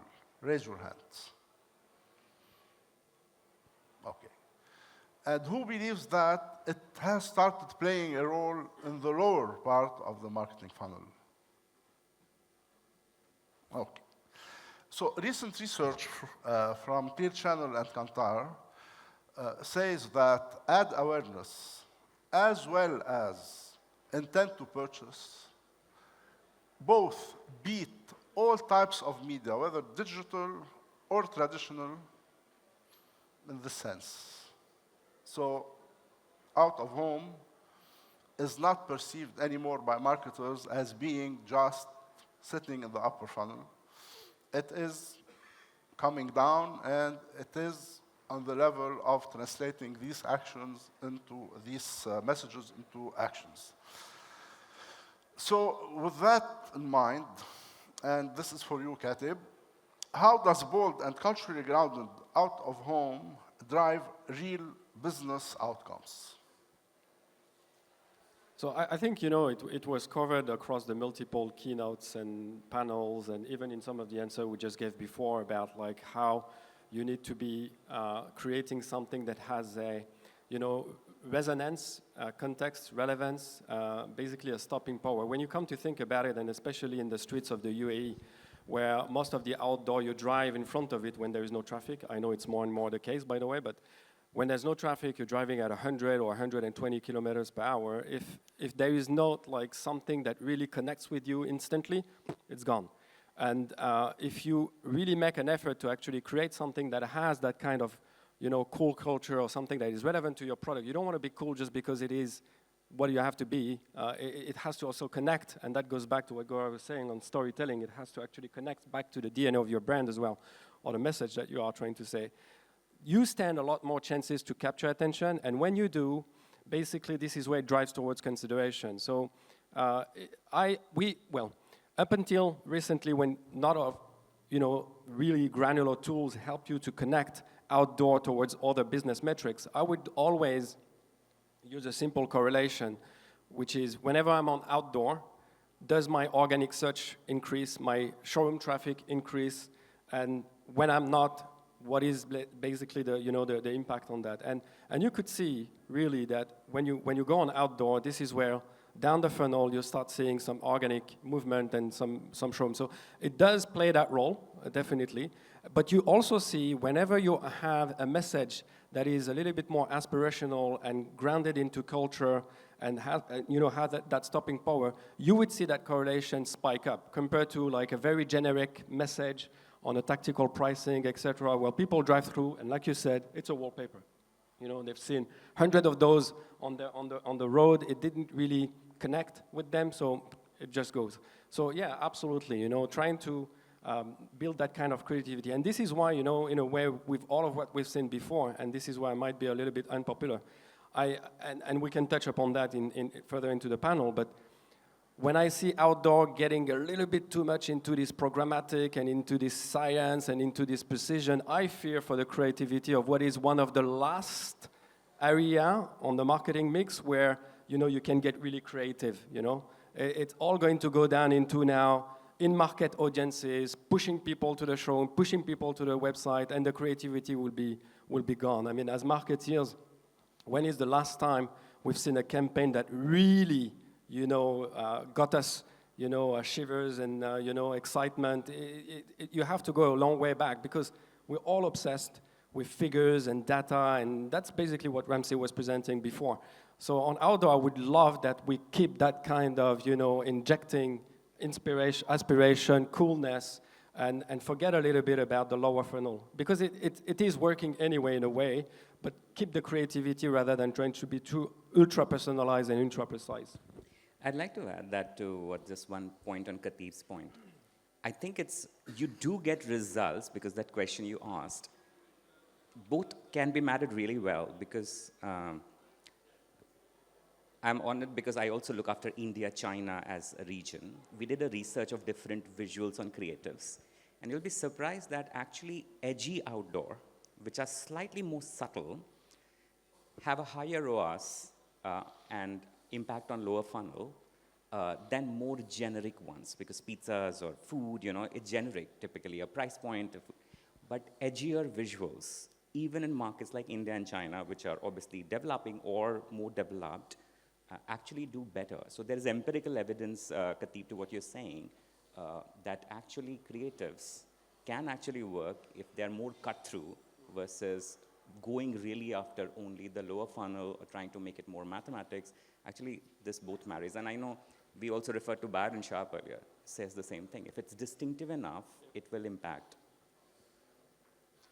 Well, I've read something not a long time ago on eMarketer again that totally corroborates what you're saying. And I don't recall the exact terms, but it was somewhere along the lines that outstanding creatives increased the likeliness of by 40 or 45% of people once exposed to go and either follow the brand on social media or do searches related to this brand as opposed to less impactful content. So we're talking outdoor, we have to talk about urban spaces because also clutter can impact urban spaces, and the shape and form of whatever we're seeing can also impact this. And for me, there is a French acronym, MOPI, that, in my opinion, says it all. We'll get into why. MOPI panels have been installed for the first time in France in 1973. And MOPI is a French acronym that stands for Mobilier Urbain pour l'Information, literally in English, urban furniture for information. And I believe that furniture in it says it all, because when you say furniture, you say design. And when you say design, you're talking about something that needs to fit with the environment, with the context it fits in. So probably that's why for me it says it all. So that question is for Melissa. How can out-of-home integrate naturally into urban spaces so it adds to the ecosystem as opposed to spoiling it, ruining it, or even competing with the environment? Yeah, so that's a really good question. I like your definition of MOPIs as well. And so I definitely agree, out-of-home has a very, very important place to play in public realm. And it has existed for centuries. I think just earlier days of ancient Egypt, where they actually had, if you look at temples and how they've carved information into the stones during construction, it wasn't done after construction, and these things are now what we see when we look at the history and culture of Egypt back in those days. So it's really important to be a part of the city's fabric.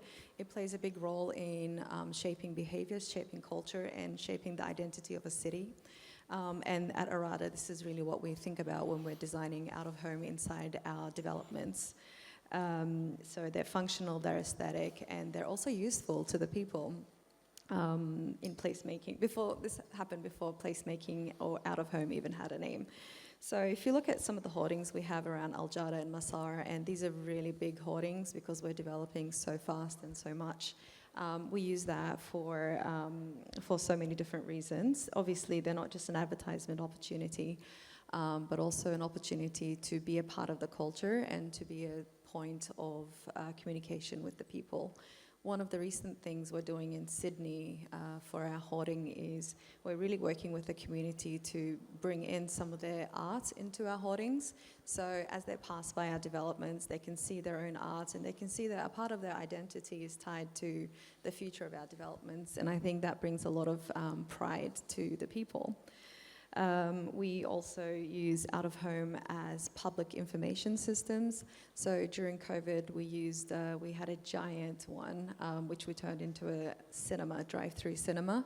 So there was obviously an entertainment element and an advertisement element in here, and it really engaged with the public and really helped them continue coming back to our environments. We do avoid clutter by embedding good design and good information, and in locations where it feels natural. So one of the biggest out-of-home, you could call it that, placements we have in Al Jada is we have a building called The Gate, and that's just the first building that you see when you enter Al Jada. Essentially, the entire facade is a LED screen, and we don't use this to advertise yet. But we do use this to basically engage with our audiences and a bit of a branding panel. And materials and messaging formats are very important. Lighting's very important. We don't want our out-of-home to stand out too much. That is distracting to people, but we do want it to stand out but also fit naturally. So we work with lighting designers on that.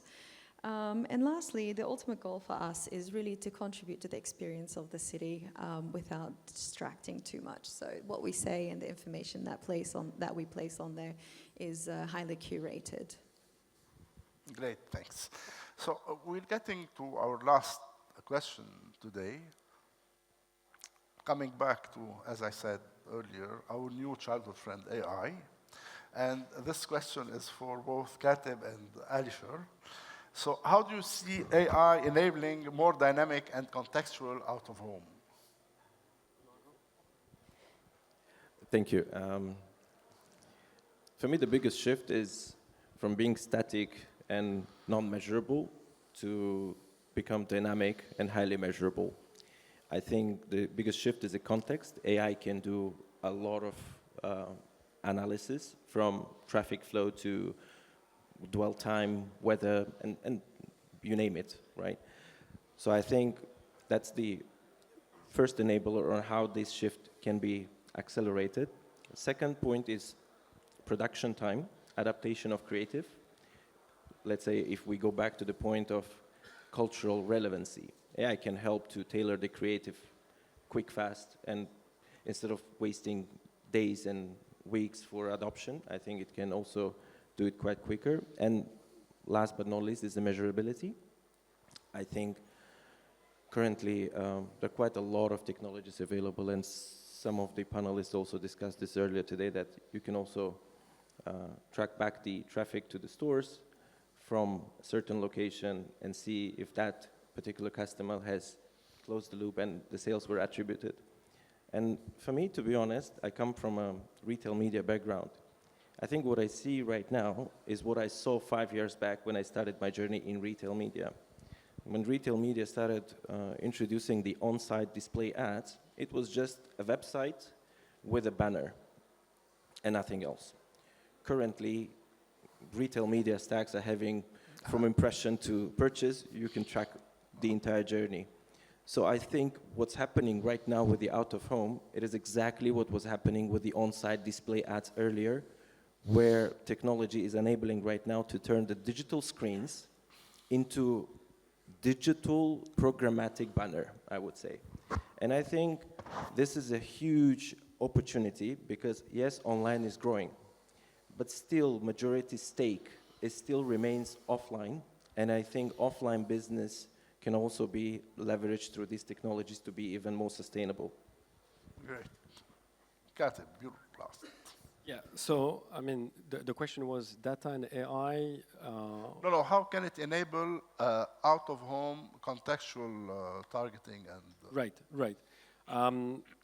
This, I mean, we've seen presentation before about vendors and about, how you could utilize that and how you could improve programmatic AI. Thanks to programmatic outdoor, thanks to, surge of AI, etc. I feel excited about this, but at the same time concerned. So excited because suddenly, yes, you're right, there's a lot of things that we can, like, it's no longer a set it and leave it in terms of like what you create and what you post on your outdoor panels. It's something that is dynamic.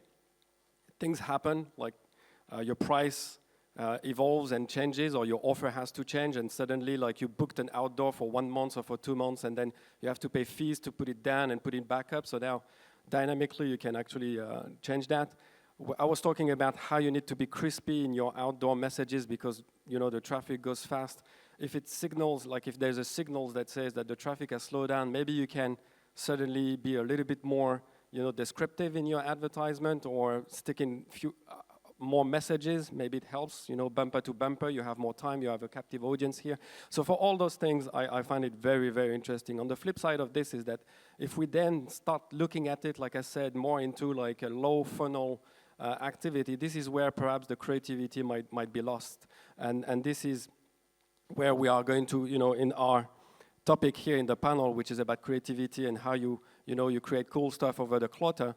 The more you now start using it as a channel for optimization and for lower funnel, this is where you get hyper-personalized, and you might lose sense of why am I there using a mass, rich media, and start suddenly to be super targeted. So we need to be careful and balance it out between why do you use outdoor in the first place, who are you trying to talk to, what are you using it for. In our case, in automotive, most of the time, I would say there is a motto that I have is like, speak when you have something to say. So when it's a product launch or it's something very exciting, using it for purely pricing-oriented, messages sometimes works, but most of the time it's like, over a period of time, your campaign is there for 1 month, 2 months, you start losing, the stickiness. So this is where I'm a little bit worried. So it's excited and worried. I'm happy to discuss with some of the guys who presented this morning earlier if they want to convince me and be more confident about it. This is something we have to embrace for sure, but I'm worried about the creativity when it comes to our panel. Yeah, but cautiously. Sorry, I have to interrupt you because I've been given this several times. So thank you very much. Please, a round of applause for this great panel. Thank you. Thanks.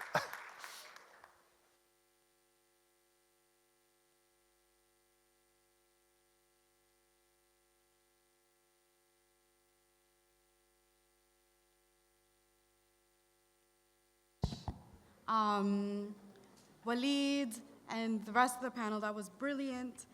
All right, without further ado, we're gonna just like run straight into our last panel for the day. We've got an amazing topic, settle or dream big. What's next for digital out of home? Before we invite the panelists on stage, here's a short videos from our partners, Contour Media and SignX. In a world where every second counts, SignX is elevating digital out-of-home advertising to a smarter, more transparent future. Fueled by the power of AI and blockchain, SignX brings automation, transparency, and trust to every impression. No intermediaries, no inefficiencies, just measurable impact and maximum ROI. A direct-to-screen self-serve platform built to empower brands and agencies to plan, optimize, deliver, verify, and validate campaigns seamlessly. SignX, smart, transparent, direct-to-screen. So please put your hands together for our esteemed panelists, Rahul Kadavakolu, Chief Marketing Officer at Aster DM Healthcare, Mazen Mroueh, the Head of Performance, Product and Operations and Retail Media at Publicis Group, Middle East and Turkey, Derek Mans, the Head of Commercialization at Landsec UK. He's also the media owner of Piccadilly Lights and has flown down all the way from across the pond in the UK to join us today. And finally, Munif Khan, the CEO of SignX. Moderating this panel is none other than the lovely Marwa Kaboor, the Group Head of Marketing and Communications at Al Masood. Marwa, over to you. Good morning, everyone. How's everybody doing? Well, listen, they saved the best for last, so hang in there. We're going to make this really interesting for you. Quick observation from this morning.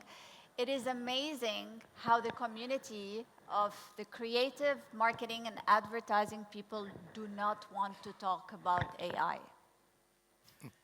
And so while we're here today to talk about digital out of home, everybody seems to be gravitating towards sentimental moments of truth, simplicity, and creativity. So thank you all for preserving the really golden essence of our industry. All right, so I have a phenomenal panel here with me. I'm going to ask you gentlemen to please introduce yourselves. I'll go first. Hi, I'm Rahul Karvakulu. For fairly obvious reasons, people just call me Rahul. I'm the Group Chief Marketing Officer at Aster DM Healthcare. I had the absolute honor of working in different parts of the world. I spent growing up in India, but then I moved to the UK. Spent about 11, 12 years with Wipro, then moved to Japan. I was with Rakuten, which is a global conglomerate. I spent about 5, 6 years there, then moved to Singapore, and now in Dubai. Absolutely an honor to be here. Thank you very much for having me on. Thank you, Rahul. Great. Good morning, everyone. My name is Mazen, so I lead performance product operations, and recently we started doing retail media, so that's the dream part that we are going to talk about today. Well, I have been working in media for 18 years. Between Netherlands, I lived there for 9 years, Singapore, Vietnam, and I came back 2 years ago to Dubai to rejoin Publicis. Thanks again for staying until this session. I appreciate that. And welcome back, Mazen. Thank you. Good morning. Munif Khan, CEO of Synex. Been around in Middle East for about 20 years now. Started off with traditional planning, now trying to solve many problems within the industry, including out of home. So we've launched a automated, out of home planning and measurement tool, Synex. Would encourage you to come have a conversation with us after the panel discussion is over. Thank you. That's me. Yeah, hi, my name's Derek. My background is in media in the UK. I now work for a landlord in the UK representing retail and prime outdoor with Piccadilly Lights. So I'm a little bit poacher turned gamekeeper.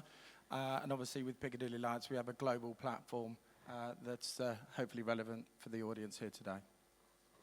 Welcome. A question to the room. Do you consider yourselves settlers or dreamers? Do you settle or do you dream? And that's the introduction to our panel. Where do we go from here with all this digital technology being integrated into out of home? I mean, I happen to be in this industry for over 25 years, and I remember how simple outdoor was, and I still loved it. I still admired it. We all waited for, new outdoor stunts to come out there. But today we live in a world where OOH has become very smart, and this is not only outdoor you see on your ride home, this is basically shop fronts, indoor, in escalators. Now we talk about AR glasses, and we talk about advancements in facial recognition, spatial recognition, and the world is watching you. Big Brother is here. And so my very first question is very simple. With all this tech and with all these networks integrating so much of technology, are they really going to responsibly integrate what we call beautiful, creative-driven content? Are they going? Is the matrices and the KPIs going to take over the importance that we place on the message, or are we going to be able to preserve the simplicity of messaging that makes it a winning strategy? I'm going to start with Rahul. I think the answer lies in all of it, to be honest. I don't think you can have a very silly message and hope that the medium will do the job for you. I think the fundamentals of branding, communication, marketing does not change. You've got to stick to message, ensure that creative is able to capture the power of that message, you know who you're talking to, and then try to see if a certain medium is able to deliver that specific creative in the best possible form. Let's look at it this way. The world started very small, so communication was simple. You could talk to people when there were two people when this whole world started. But then as the world grew bigger, you had to invent mediums in order to spread your message, newspapers, tablets, whatever, right? But then now with technology, you're able to combine the powers of both. You're able to go wider able to speak to a larger audience, but also hyper-personalize your message. So, but the fundamentals of what the message is does not change. Those are fundamentals that I don't think you can take away from anywhere. Now, out of home, the D word that you have, which is digital, I would add multiple dimensions to it. I don't think it's just digital. I think that D stands for data, the D stands for design, and the D also stands for demand, depending on what you want your campaign to do. So I think it's the power of all these Ds coming together that builds the power of the medium at the end of the day. Wonderful. Derek, I have the same question for you. I know you come from one of the world's richest outdoor markets and one of the most creative as well. So you've been dealing with the communities of creative and digital and media buying, all grappling for attention. What do you think is going on? Well, I think as a platform for content, outdoor is in a really great space at the moment. Outdoor is incredibly brand safe. It always has been. The standards for creativity have always been much higher because it's always been a public platform. So as long as we maintain that moderation that we put into outdoor at the moment, then we're always going to be brand safe. As a platform for content, when you look at what TikTok are doing with Out of Phone, that's really endorsing the role of social and amplifying with outdoor at the moment as well. And that's absolutely fantastic. They're buying into the reach, the fame, and also that trust metric that Out of Home can bring. But with Out of Home, it's not just a platform for third-party content. It's not just about being a passive platform for creativity. And that's the reason why brands are doing more in the outdoor space, bringing experiences to life in outdoor and extending the role of outdoor, because they want to curate content in the out-of-home environment as well as just use outdoor as an amplifier for that as well. So there was a great takeover we did with L'Oreal where we were actually curating content and pushing it back to TikTok. And actually the main ROI metric for L'Oreal was not the physical eyeballs that we were delivering in London, it was the global eyeballs that we were able to deliver through TikTok. 14 million impressions on TikTok and the best ever sales on TikTok Shop. That's great harmony. I'm going to now ask Munif the very similar question. What's your take? Yeah, so if you look at today's generation, they are a heads-down generation, right? They're creating content all the time. And I think one of the biggest things that they do is not to miss out on anything, they would post that content. So I think it sits with us as media owners, advertisers, to kind of provide them with that space where they can express it, right? One of the things that we very successfully did back in India, Gautam is here in the audience. We launched a platform about 8 years back in 2017. This platform covers all the lounge screens in all the premium hotels and coffee shops. And it allows people who go there naturally to click pictures of food, sharing food with friends, to upload those pictures on Instagram. And that becomes shareable content. So the brands who've leveraged that have not just earned eyeballs, but also a lot of brand love, which is, I think is the major currency that brands are looking for in today's day and age. Thank you. All right, so we all know that we are in the age of data. Every other conversation is about data, data, data. We have studies and research that shows that most of the brick and mortar companies producing products are dropping out of the list of the top 10 companies in the world. Where we are today, only L'Oreal is one of them. The rest are all of your data companies. We all know that the first shield of keeping businesses alive is their first-party data. And then we come here today and we talk about digital out of home. And the question that presents itself is, how do you find ways to integrate first-party data of your advertisers with this medium, which is still looked at as quite a passive one? So I'm going to really ask Mazen this question. It's your forte. Please share with us what you know about this topic. Perfect. Well, I will talk about the dream that maybe I shared with many of you in the room, that Familiar Faces, which started 18 months ago when I started believing that retail media, it's a full funnel, on-site, off-site, and out of home. We had so many discussions, and then today we can say that we proudly have a couple of case studies that we can share. So what the vision was about really identifying the unique audiences between different ecosystems, the retailers. So we have the partnership with Majid Al Futtaim as an example that we started earlier in the year. Then the second part is really working with different type of infrastructure from a data clean room, like we work with Hypermedia as well on the AI solution to identify consumers and people in a retail media place or even in a transit. Then you also have to work with a lot of other technologies. So the tech is really is an enabler, right? It's not the message, it's not the end goal. It's the infrastructure for us to be able to bring in data. So in a summary of the practical thing, how we were able to do it is we got the SKU and transactional data from Majid Al Futtaim. We were able to get the telco data from all the partners like Etisalat and Omantel, and that would help us identify consumer behavior, personas, device IDs, and so on. We work with partners like this on the location to be able to do geo-fencing, geo-farming, and create segments based on who visited the store at a certain period of time.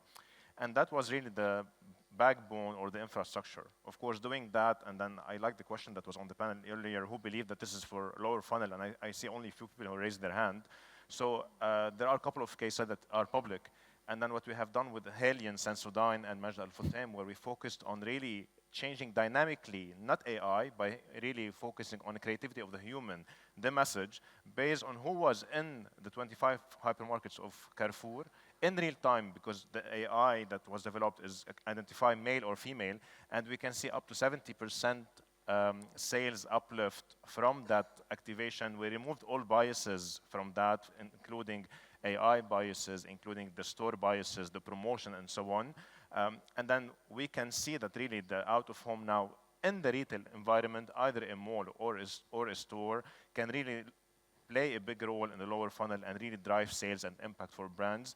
We also, that was possible, of course, because of dunnhumby's data coming from the store, from the POS, so that was really the way of doing that. I can add another example. So something that we did, which is very similar. And secondly, out of home, suddenly you think these big boards all over town, but an ATM machine, as simple as an ATM machine, is a damn good example of how you can be very focused. I think it was the breast cancer awareness last year when we partnered with Emirates NBD. It was their idea, in all honesty, where we said, look, we're able to actually segment based on who actually puts the card in, and we know if it's female, then we created pink ATMs. And we said, you can actually throw a message out there every time they transacted on essentially trying to go get a test. It's as simple as that. So depending on the campaign, what your objectives of the campaign are, you use mediums that get you maximum sort of reach. And reach doesn't have to be thousands. More focused, smaller is also okay. Very nice. Derek, I'm going to circle back to you because you brought up a very interesting example, the example of how outdoor fed into TikTok. And I want to touch base on the changing set of matrices and KPIs with this changing landscape. It would be great if you can share with us a few examples. And I have another question is, do you think that with this technology, we're going to just surrender all of our creative messaging and our creative conceptualization to it? And what is your say on the near future on this topic? Big question. Big question. Let's start with KPIs and matrices. We're close to year end, and I'm sure all of you are filling these in somewhere, somehow. Yeah, it's it's a great topic. And to answer your first question, I'm a dreamer because I love the creativity and the innovation that comes in the out-of-home marketplace. And I think that's really what this is a platform for. When we look at what clients have been demanding from us in this high-end premium market at the moment, especially with Piccadilly, the ROI metric is not about the eyeballs anymore. It's what is the global impact that we can generate from it. There's a reason that brands are looking for these cultural moments that matter, because a cultural moment that matter is a way of communicating with so much more authenticity. It's not a paid-for part of the media campaign. And it's also an excuse for brands to be able to invite their influencers to authentically capture content and tell their stories and amplify the message themselves, other than just in paid-for media channels. So that is why it's so encouraging to see this growth, that it's the outdoor media market that's bringing these experience places to bear and extending. That's why in the UK with Piccadilly, we've launched a dedicated experience venue that's been fully integrated into Piccadilly Lights to do exactly that, to give a platform for brands to have this authentic moment. And in terms of the case studies, I can share a few with you, and they're also available through our media partner, Media Vantage, which is the team over on the right-hand side there that's going to be our partner to take this platform into the MENA marketplace. So we launched a campaign for Fatal Fury, a computer game, and we had the top global influencers. We had KSI, iShowSpeed battling it out, and the whole point of the campaign was nothing to do with the UK eyeballs. It was a global moment. It was newsworthy. They created a content show that hit 110 million social media viewers. That was the only metric that mattered. Also with media, through Disney, Disney came to Piccadilly and did a takeover that was all about launching their new movie. The 4 million earned media they got through the press, through the coverage, doing the stunt, doing something, again, with that authenticity, is unique to our environment. It really is. And it just shows the creativity and the platform that we've got, so we should keep innovating with it. Thank you, Derek. Yeah, just to kind of continue on what Derek is mentioning. So one of the examples that I gave you about was of Tech Talk, right?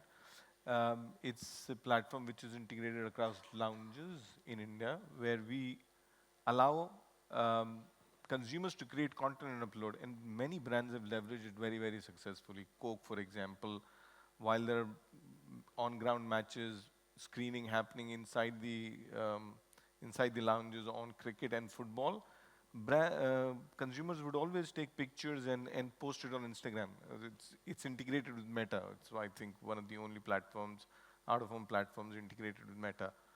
And I think Dubai is one of the most Instagrammable places of all time. I mean, people consume and upload content all the time. And Contour, for example, has got great screens at JBR, City Walk, and the likes of these, which is where you can leverage these screens. The validation and uploading can happen in very quick time. So you can immediately validate whether it should go on the larger screens or not, and allow consumers to create content. Wonderful, thank you. Mazen, just your opinion on authentic social amplification. Do you see this being considered a measurable ROI here in our region? Yeah, well, I do agree with both of them, gentlemen. From my perspective, from an agency perspective, and how we work with clients is, we cannot measure everything on digital out of home. Like, that's not possible, right? And that's why we create ROI and a measurement framework where we say, as an example, we have to measure what is really contextually relevant at the right platform, at the right place, right? And what does that mean? For example, if you're talking about a billboard in the Sheikh Zayed Road, then of course we focus on coverage and reach. If you talk about a ad inside a mall, that's more about dwell time and engagement, where you can be more creative and put a QR code and make people more engaged, or maybe you can drive them into a store that you have inside a mall. And then if you talk about a creative inside or screen inside a retail shop, then that's more about a lower funnel, where we focus more about sales uplift or even more engagement with the promo codes and so on. So really it's all about building the right framework and really going back with the client to focus on, okay, what's your business objective? And then what's your media objective, and how can you translate that into really a full media framework and a measurement playbook as well? Wonderful, thanks. Rahul, let's talk about programmatic and all the automation. How are full stack automation platforms making digital out of home more transparent, in your opinion? I think programmatic essentially cuts across. It's able to obviously section target, your ability to hyper-localize, focus, and ensure that the right message is shown at the right time to the right person is very critical. But sometimes real time is okay, but right time is also extremely important. So especially in healthcare, it's all about timing. You don't want to be the first when somebody is going through distress. So it's very important that you know how and when you're timing your messages. And also the ability to include sort of people into, if it's sports, a fan engagement journey, or whatever journey that you're going after. I remember one example, we were going to be on the shirt of FC Barcelona when I was at Rakuten. It was a big deal. So we said the unveiling of the jersey was the big moment for the community. The whole world wants to know what the new jersey looks like. Until that point, there are rumors, there are several images already in media. But we said, why don't we ask everybody in the world who's a Barca fan to send a picture, and all those pictures become the tile of the 5 players who go up on the signage at Camp Nou. Now, the power of that media, we all know. Everybody is waiting and watching. So first is the jersey unveil. 2, I've ensured that every fan from around the world is part of that. And 3, we use technology to actually focus and see where your picture is. So people said, you know what, I'm on the nose of Messi, that picture. So that went viral. So people were starting to send pictures all over the world saying that, you know what, I'm part of the biggest sort of signage in the world. Then the other example, this is not from a business that I worked in, is social swipe. I think out of media, again, has the power to induce an action. So social swipe, this was Germany, if I'm not mistaken, where people said every swipe you make, they connected it to the creative below. So when you swipe your card, it slices a slice of bread, which means somebody in the world is getting a slice of bread. It was a social. The second one was abolishment of child labor. So every swipe was leading to a cause somewhere around the world. So essentially, getting people involved in the cause is another way of trying to see how you can engage more people. But going back to your primary question, I think it goes without saying, but it's about how you contextualize a lot of the stuff that you're doing with messaging, I think is going to be extremely key. Don't let creativity overrule the USP. The whole purpose is lost. It's the other way, I think, is what should be the mantra, in my opinion.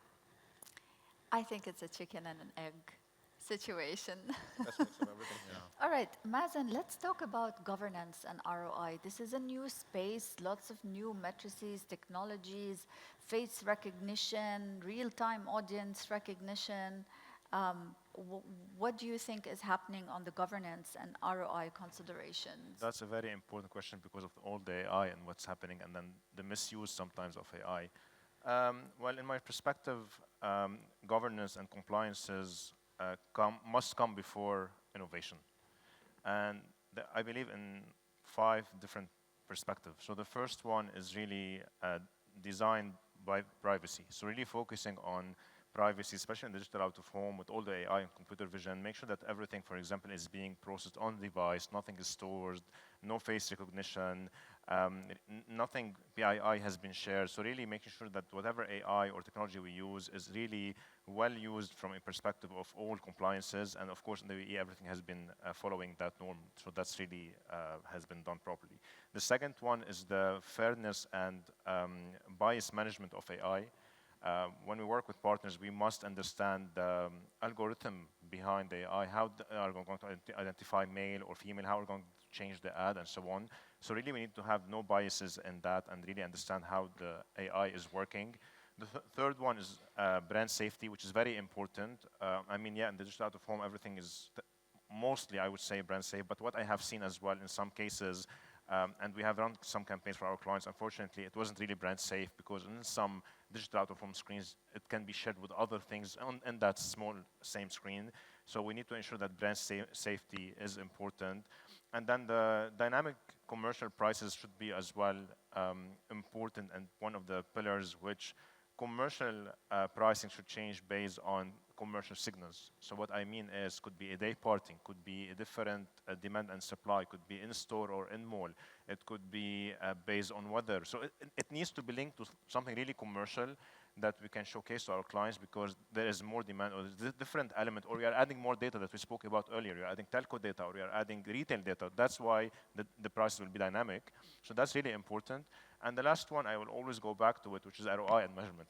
If we do all this, we have to have a governance on measurement and ROI, understanding what we have done, how can we measure it, and take it back to clients' business KPI, and then that's okay to fail. I mean, this is completely fine for all of us to run something and then spend time on it, and we say, okay, we did not learn, or we did not achieve much, but we learned a lot, and then we failed. That's okay. We take that learning and we move to the next one. So this is really my perspective on that topic. Well, thank you for that. Derek, you gave us some wonderful examples of outdoor to social.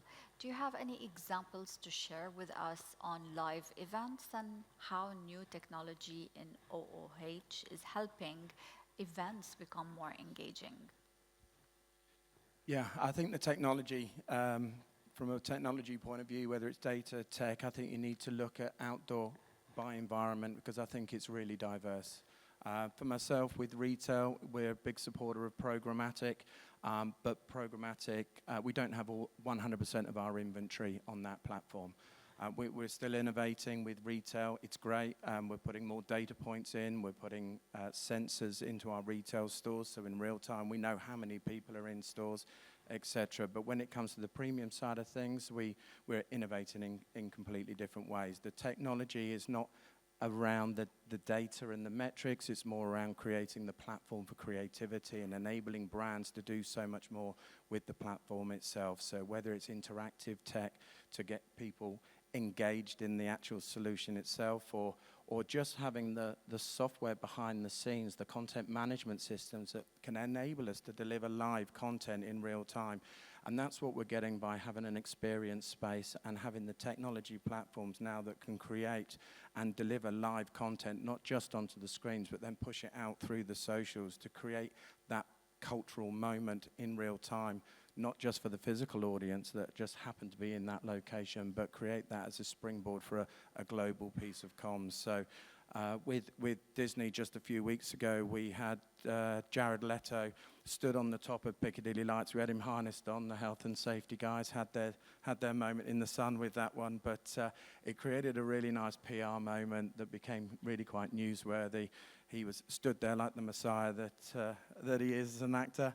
But we were able to have drones filming live, broadcasting that live onto the screen, and Disney were then taking that feed and pushing that out to a global audience in real time as well. So I think that the tech is primed for out-of-home to just grow and become more creative.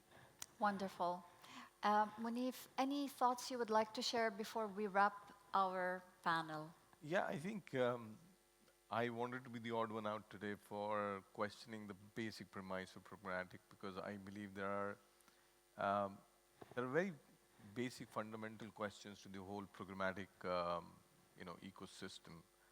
It is broken, but that's for another day because it is a longer conversation to have. I think automation, yes. 100% measurability, yes. DOOH is growing massively. Before, in the earlier panels, people were talking about how much DOOH accounts for the total out-of-home ecosystem. I think barring UAE, Saudi, for example, is almost 80% DOOH, which is massive. I think it is one of the highest DOOH penetrated countries.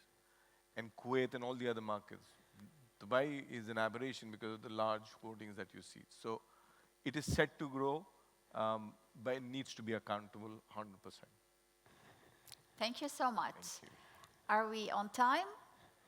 We're doing great on time. Thank you all for being here with it, today. Thank you for your amazing insights to the panels. Thank you, Anoop. That's it for us. Thank you. Thank you. Do I get another round of applause for being on time?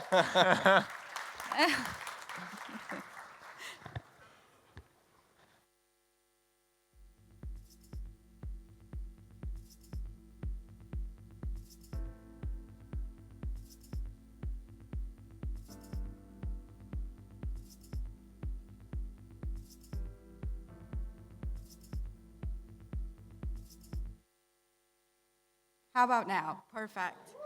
All right, so that was an amazing day with, honestly, some of the most riveting discussions I've heard within the out-of-home landscape. But without further ado, I know you guys are all on the edge of your seats waiting to see who gets to walk home with a lovely PlayStation 5. So please welcome me in joining Akshat Jain, Senior Programmatic Sales Manager for the Middle East and North Africa at StackAdapt. He'll be revealing the winner of this amazing device. So Akshat, over to you. Thank you so much, Chantel. I know you all are waiting for the announcement of the winner, and the winner for the PS5 is Gaurav Sinha. I don't know where you are. Ah.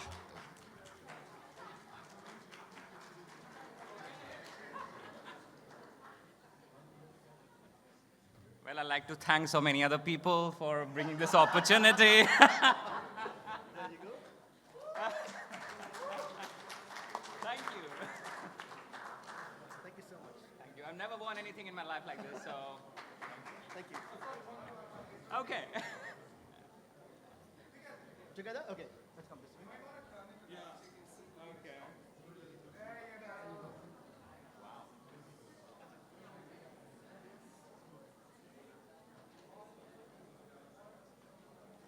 Thank you. Thank you.